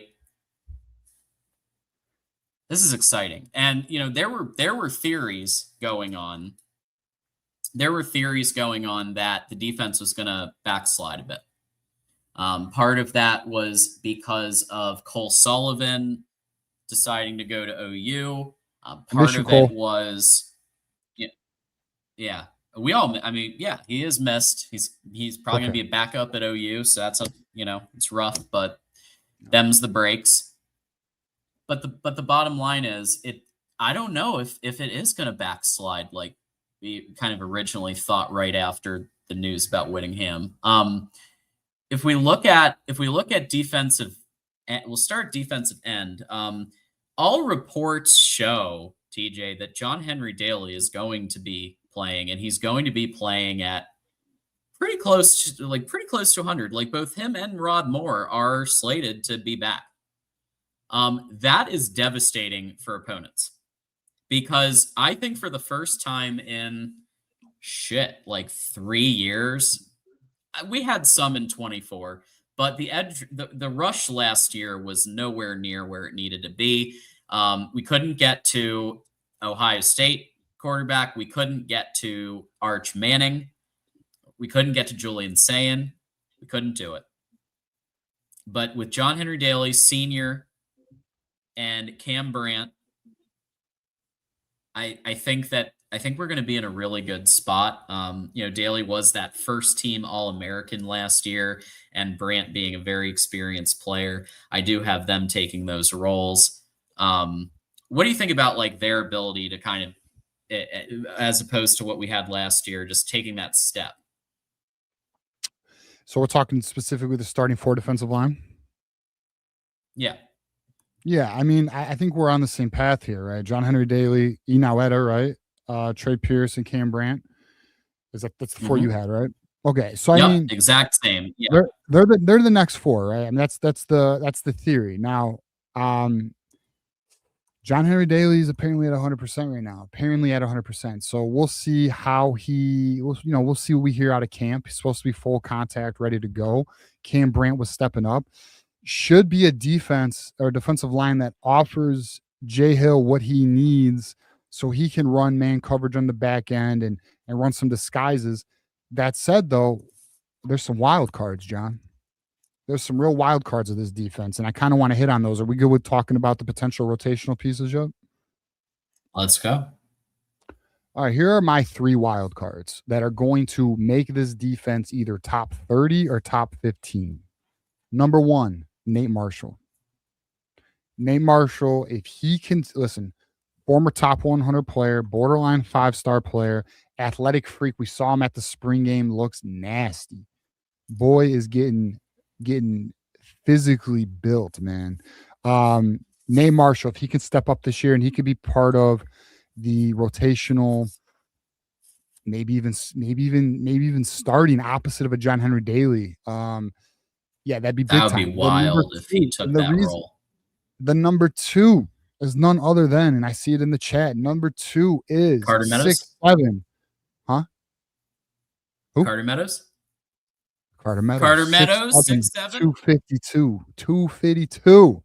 Boy is already a man. My man's already a man out of high school. Bro, if he can pick up this playbook and be able to handle the physicality of the trenches at this level, bro, we're talking difference maker, potential X factor. Now, listen, it's very tough. I want to stress this right now. Very tough for a freshman to have impact in the trenches. Mason Graham was able to do it. Aiden Hutchinson, not so much. You understand? And Keegan, see, all right. You know what I love about our audience? They know ball knowers. Shout out to Keegan. Shout out to my guy. They're just Justin predicting them all. Yep. Okay. Yeah. So number 3, I got David Pele. All right. Pele. I'm not sure. We'll figure it out. Yeah. I agree there. Defensive tackle. We need him to step up, John. We need him to step up and be a part of that rotational piece. That is my number 3. Number 4, okay, is Lugard Edgopai. I'm sure I fucked that up. But there's some big things coming from camp. Another 6'7" monster. Jesus. Could you imagine if Nate Marshall, Carter Meadows, and Luger Edgopai actually develop into truly productive rotational guys? Sure. We're talking true monsters. All these dudes are physically massive. That is my now. Listen, I don't want to forget Dominic Nichols. I'm not forgetting Jonah Leia or Leia Aya. I'm not forgetting them. But I just feel like X factor potential. Nate Marshall, Carter Meadows, Lugard Edgopai, and David Polypoly. I don't even know. Who knows? We'll figure it out. I got to listen to Sam Webb. Sam Webb, just so anyone wants to know, if my pronunciation's ever off, I try to either listen to an Isaiah Hole or a Sam Webb because they're typically more professional than myself. And it is what it is. But end of the day, if those guys can step up, be a part of that rotation. I did mention Dom. Another player I want to mention, shout out to Benny Patterson, man. Benny Patterson is a player that we have not talked about a lot at all, really. Like, we brought his name up a few times.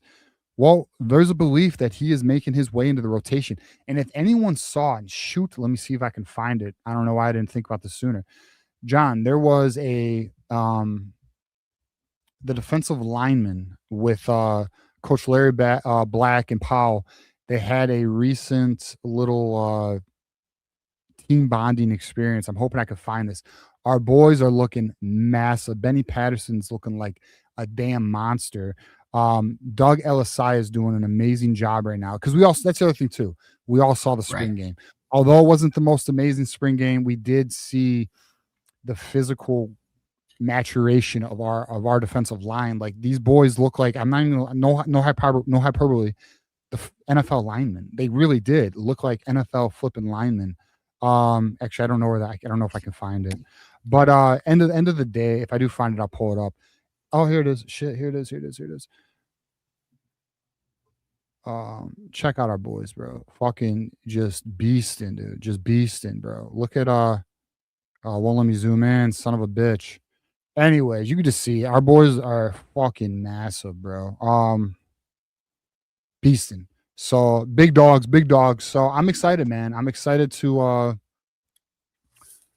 I didn't even pull it up, did I? Shit, John. You know what's interesting? So StreamYard has switched up so before when you shared it on screen, it would automatically pull it up. Now you have to manually pull it up. It is throwing me. I know, Michigander. Thank you though. Yeah, well, so for those who don't know, StreamYard has changed. When you shared it before, it would automatically pull it up. Now you have to manually pull it up, which I guess is good, but now I gotta get used to that. But yeah, so our boys are beasting. Benny Patterson's looking like a damn monster. But yeah, dude, I mean, it's the defensive line should be an improved unit this year, and I think they will be. So I'm excited about it. Defensive line is not my concern, although we do need to see guys develop and get better. I don't want to say it's not my concern. That's not true. It's less of my concern than another unit, which we're going to talk about shortly. But I do think with the news of John Henry Daly, it gives me optimism that this defensive line will be at least productive enough. I will say this, and I'll hold off till we give our full analysis on the defense. Okay. Go on, Jim. Okay. Why don't we go ahead and hit linebacker? So to your point, you mentioned this earlier. Chase Taylor has been absolutely crushing it. And Kyle Whittingham has said that he's doing a really nice job and put him right up there. And then Troy Bowles and NOB, Nathaniel Woso Boateng, he has as kind of those next two. Right now, I'm putting Chase Taylor and Troy Bowles. And then kind of, in some of those other packages, you get NOB in there or swap them out or whatever, but they're the three that I think are going to be seeing a lot of time early on. But what's your take there? Yeah, no. So listen, here's what I can 100% confirm. Chase Taylor's starting. Okay. I had this told to me a few weeks ago by somebody on the staff. And when we talked about Chase Taylor, they were like, making plays sideline to sideline. He's developed. And then Chris Ballas, shout out to Chris Ballas, just put out a piece. And we've talked about Chase Taylor for a minute. We've been high on Chase Taylor for a while on this channel.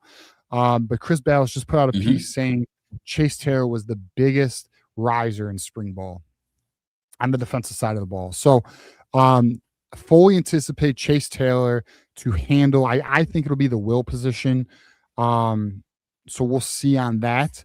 But I think we're going to be okay there. Now we got to see him play. It's his first year as a starter, but I do think we can be comfortable with Chase Taylor at linebacker. He was a 500 level recruit, should have been. And if you watch again, look up Chase Taylor, my player analysis video. He's a jackhammer. He's a sideline to sideline linebacker, can fill the gap, great read and react skills, has the ability to drop in coverage. Excellent player, just not fully, in my opinion, scouted. I just think the recruiting services missed on him, and we're going to find out because he's going to be a starter for Michigan. Mike, middle linebacker, I have Troy Bowles. To your point, John, I think he will be the middle linebacker. And then our boy here, Michigander, I think Nathan Watsu-Boateng is going to be a bit of a chess piece. I can play him. I can see him playing some Sam. I can see him playing Mike, and I can see him playing Will. I think he has that type of athletic versatility. But those will be the three main guys. The other player to really look out for is Nathaniel Sterling, or Stalling, not Sterling. Yep, North Dakota State transfer, Staling, and he had a cast on his hand. Yeah, he's injured. So he might still be coming back, but don't sleep on him. Yeah, he is still injured, but he's a true Mike. So we'll see there. And then it comes down to who else can step up in a rotational position. Markel Dabney, Christian Pierce. I don't know. Max Alfred. We'll see. I mean, it's really going to come down to those four. But the three main guys are Troy Bowles, Nathan Watsu-Boateng, Chase Taylor. I will say this. Look, Chase Taylor I believe in, so we should be good there. Troy Bowles had a lot of flashes last year. He's a former top 100 player, man. We're probably okay. Like the linebacker position's probably okay. Nathan Watsu-Boateng, we all know. Take that, Dallas fanatic. We took him from Notre Dame. Take that. Listen, another former top 100 player. We have the talent in the room. Let's see how they play in Jay Hill's defense. Absolutely. Cornerback nickel, we've talked about these before, like in terms of who's going to be the nickel back, who's going to be the cornerbacks. So we know that Jair Hill is going to be CB1.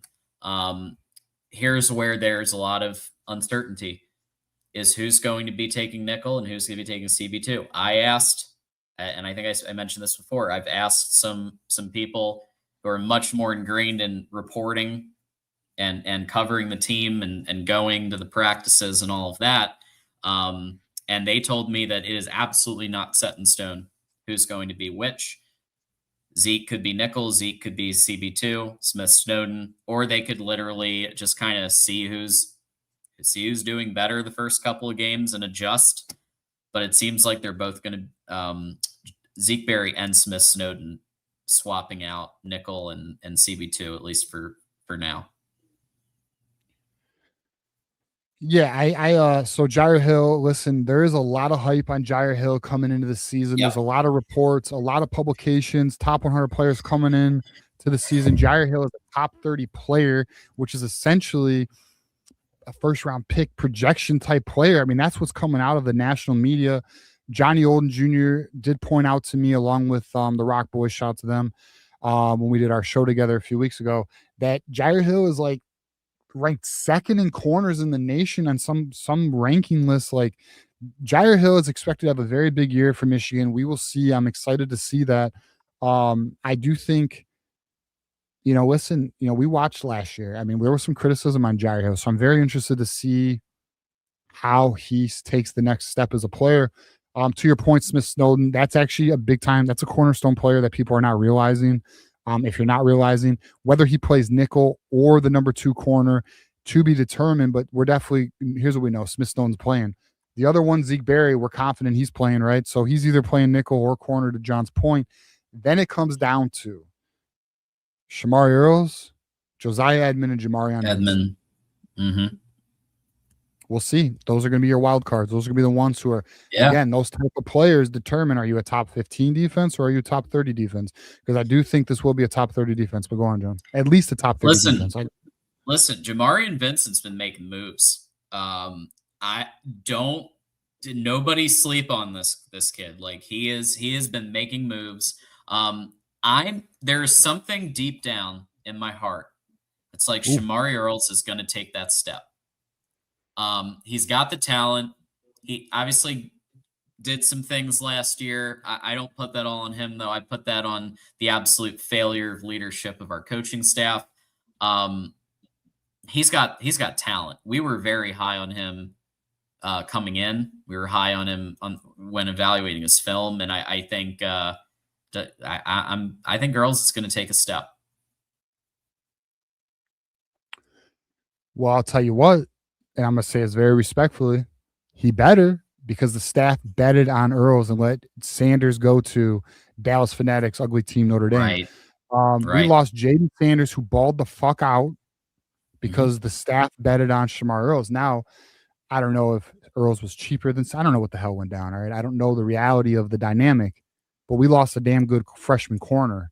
And Shamar Earls is supposed to be – a damn good player. So we're going to find out this year. I mean, listen, he has the athletic profile. He has everything you need to be but it comes down to, understanding the game, understanding the playbook, and being able to respond when shit gets live. So we'll find out. It's a big year for Shamar Earls. Michigan bet on Shamar Earls. Okay. So we're going to see, did they make a good call or a bad call? We're going to find out together, but it's a big year for Shamari. Yeah, for sure. And then for safety, I've got Rod Moore coming back, being that quarterback of the defense once again, close to 100% health, according to reports. The second surgery took, and they actually did it right this time. They got everything out, and they did it the right way. He's coming back. Chris Bracey, the other safety, he had a good spring. He transferred in, as we know, from Memphis. And I think that both of them are going to be your starters. Okay, here's my question to you. Rod Moore, we saw him in a few games last year. When he was in, it felt like everything elevated. Yeah. Now that he's healthy, because he was not healthy at the time. He was suffering. He tried his best to play. What do you think having a fully healthy Rod Moore is going to do for this defense in the secondary?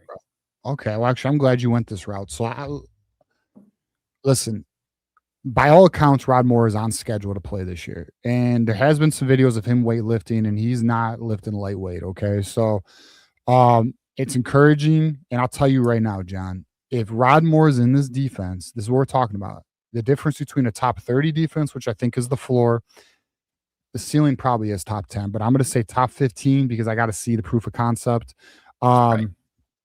Is a healthy Rod Moore. And if Rod Moore can play, listen, Rod Moore is arguably one of the best safeties in the nation, period. He's without question one of the best safeties in the Big Ten. Listen, when he came in last year, he played at an all Big Ten conference level. Shit, he probably played at an all American level, to be real with you. Yeah, he's a freak. Listen, Rod Moore, John Henry Daly, Smith Snowden. These three are your cornerstones of this defense right now. Now, you mentioned another player I'm fucking stupid high on. Chris Bracey's not being talked about enough. Chris Bracey is an X factor. Chris Bracey is a big-time player. Chris Bracey was slept on in the portal rankings. So you add Chris Bracey or Rod Moore together, I'm going to tell you right now, that's no fly zone. That's no fly zone. They're going to be laying dudes out. That's gonna be exciting. Like, I'll tell you, man, I'm not gonna go down that road because I'm done. I'm done being that guy. I'm done talking about what could have been. But because I was gonna talk about some, I'm making myself sick, John. But end of the day, the back end of this defense, someone mentioned earlier, the back end of this defense looks damn good. You got Jair Hill, potentially day 1, day 2 NFL draft pick. Chris Bracey, who is an X factor, I promise you. We're going to love Chris Bracey. Learn the name Chris Bracey.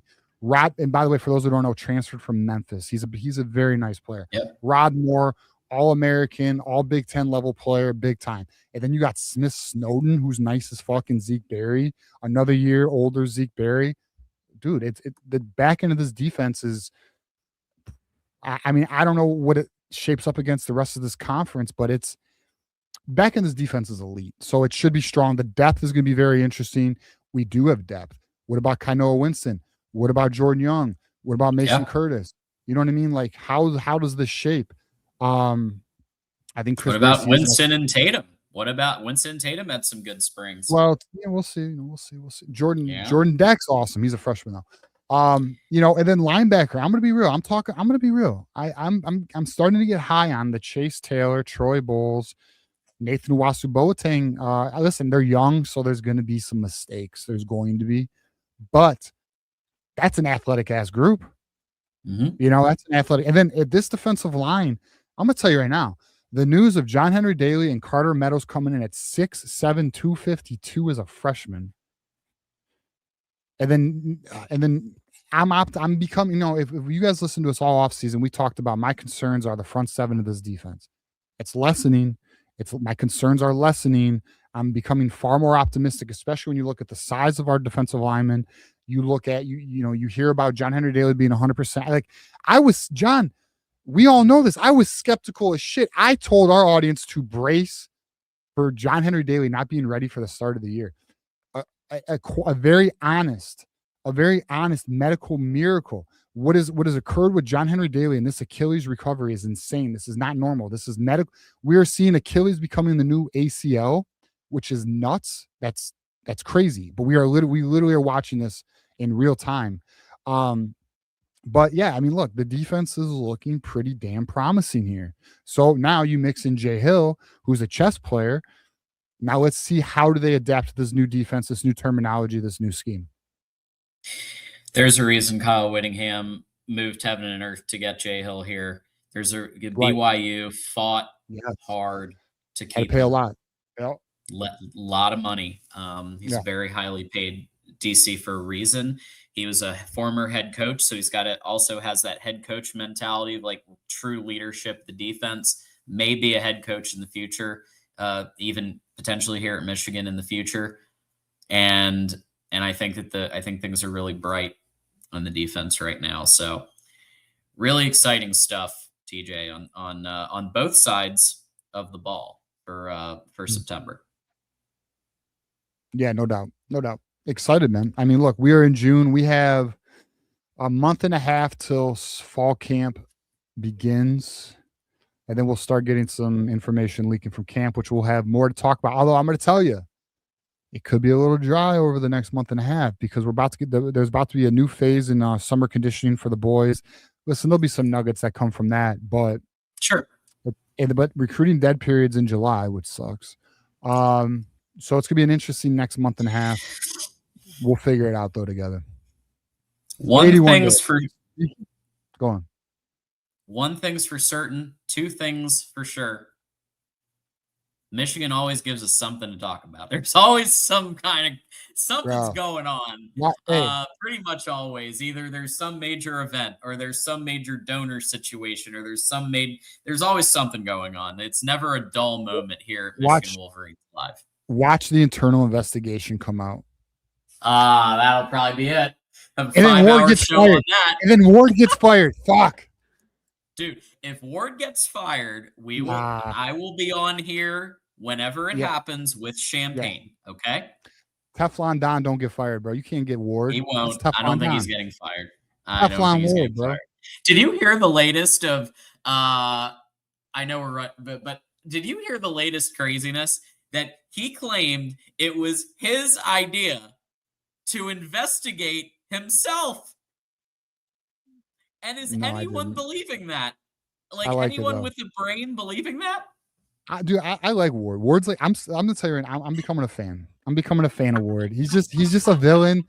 He's honestly a mob boss, bro. Like the shit he pulls, and he's winning natties. So it's like, all right, Ward, you do you, bro. All right, what's funny, and this is hilarious. Ohio State fans actually respect Ward Manuel. Ohio State fans say, I have seen Ohio State fans say, I wish we had Ward Manuel as our athletic director. I've seen it, bro. Have fun. Yeah. Hey, I mean, end of the day, you know, I'll tell you this though. Now that Ward has a full green light to do NIL and he's doing, he's doing good. I mean, I've heard some good things, man. I've heard some real good things about donor events that he's been at. And, we have 2 natties right now, and we're going to get another one. I'm gonna tell you right now, Kyle Whittingham's getting a national championship. He's getting one. It's just, and I'm going to tell you this. I know this for a fucking fact. 2027 is a big year for this program. Is a big year, but let's enjoy 26. Yeah, 26 is going to be fun. It's going to be nice to have an offense that we can be proud of, and I do genuinely believe it's coming. It's not like before. We had fun with spread and smash and all that shit, but we didn't really know. We didn't know what it was going to be like. We didn't know the level that with Ron Bellamy, it's still at wide receiver coach, of just how high it was going to go. And my confidence is so much higher now with this staff and with who they've hired. My one little shaky point is linebacker, but I can't be too shaky on it because, they go and hire obviously Alex from the Chiefs, and yeah, the Kansas City Chiefs have done a few things, right? They've won a couple of football games the last few years, so can't really argue with that one. Anyway, said a couple of super chats real quick as we wrap up. We got Michigander with the 5, 81 days till kickoff in the big house. Can I get a hell yeah? Hell yeah. There you go. 74 days until week 0, 3 weeks until the Big 12 kicks us off for media days. Thanks for giving us all those. Really appreciate that. Yeah, thank you, Michigander. Appreciate you. You know what's funny? If anyone remembers, they probably don't, but if you follow me on Twitter, I was talking shit about DirecTV because I went to a restaurant to watch the hockey game like 2 weeks ago, game 7. Or not game, I'm sorry, not game 7. It was like whatever game it was.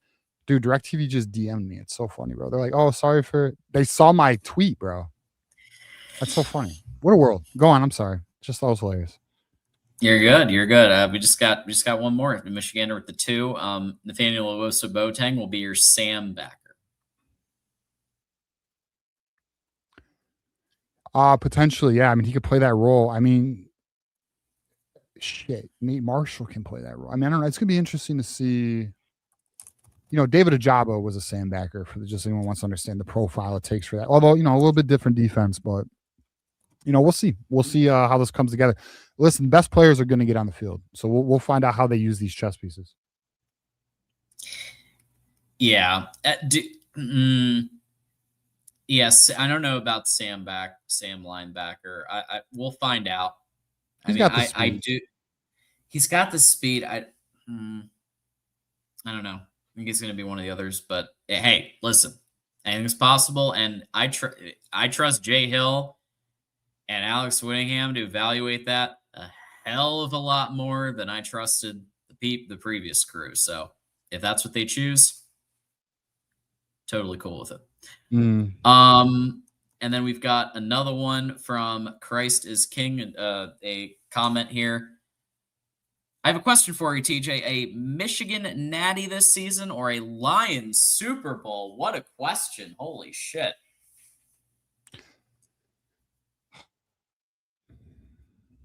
People aren't going to like my answer. I'm sorry. It is Lions Super Bowl. It has to be. I'm sorry. Okay. Like, listen, I love Michigan. I just saw the Michigan National Championship. But fuck, I need to see a Lions Super Bowl. You know how many people have died and not seen the Lions win? Do it for the people. I'll be real. I have to see a Lions Super Bowl. I have to because 1, I could tell Johnny Olden he was wrong. And 2, it'd be epic, dude. I mean, I'm not going to lie to you. You might not see me for a month. I don't even know what I'm going to do, but it's going to be crazy. I might go to Vegas and just say, fuck it. And I'll see you in a month. Yeah. No, I'm sorry. I love Michigan. Listen, I'll tell you this. I'll take a Michigan Natty or a Lions Super Bowl. We'll take them both. But how about both? No. But if I get a Michigan Super Bowl or a Lions Super Bowl, yeah, dude, I need that. Like that really would suck if I never get to see that ever in my life. That would really suck, man. Yeah. I'm halfway not here, bro. I do think that the Lions Super Bowl talk, it does put a lot of fucking pressure on them, man. Like, every year the pressure just like, is this gonna be the Super Bowl year? Like, Well, let him play. you shouldn't have fucked up the NFC Championship game when you're up 24 points. They fucked Fair. it up. I mean, like they did it themselves a little bit. The pressure. I mean, Mhm. listen, their window, they have one, but they really need to capitalize right now. They got it. They got like. I mean, I do think this could be a sustainable team, but their real window right now is about 3 years, so they better figure it out real quick. For sure. Okay, folks. Thanks for that. That's that question. It does look like, yep, we're all up to date. So, 2 hours, as to Dos or Us, three thank you topics, to 2 hours. everybody. Yeah, literally three. You should have seen the outline. 1, 2, 3. That's it. 2 hours. Insane. And that's because of you. But look, when it goes long, that usually means lots of super chats. It usually means lots of comments. So if you want, here's the thing. We don't have a hard and fast like second hour. $100 gets you a second hour. But if you super chat a lot, then guess what? We're probably going to go 2 hours. We went 2 hours today. That's because of your contributions, your generosity. So thank you to everybody who gave a super chat or a member comment or a comment at all, or showed up or hit the like button or anything. If you were here in any capacity, or heck, the people who are going to listen to this show in their car tomorrow, any of that, that all is great. Appreciate it. All of you rock. And just being here on a random, like mid-June, could be doing anything. And we've had like 500-600 people between YouTube, X, all of them, and it's really cool to see. So I know I say it pretty much every show, but it's also true every show. So anyway, we got TJ_Ronin, we got John Diadamo. Check us out on X. We're there, all giving our takes on stuff. And thank you to FanDuel, Freedom Services, and any final thoughts, TJ, for the people. Just say no to jersey sponsorships. We are building an army. I appreciate everybody liking my posts. We made some noise. And guess what? I know. So I have two movements. You don't touch the winged helmet. You don't. That's true. That's true. Touch That one, I know it was just for the photo shoot, but it's still just putting that in the universe. It's bad vibes. Yeah. You just don't do that. You don't do that. No. That's bad. Okay, that's like messing with the flag.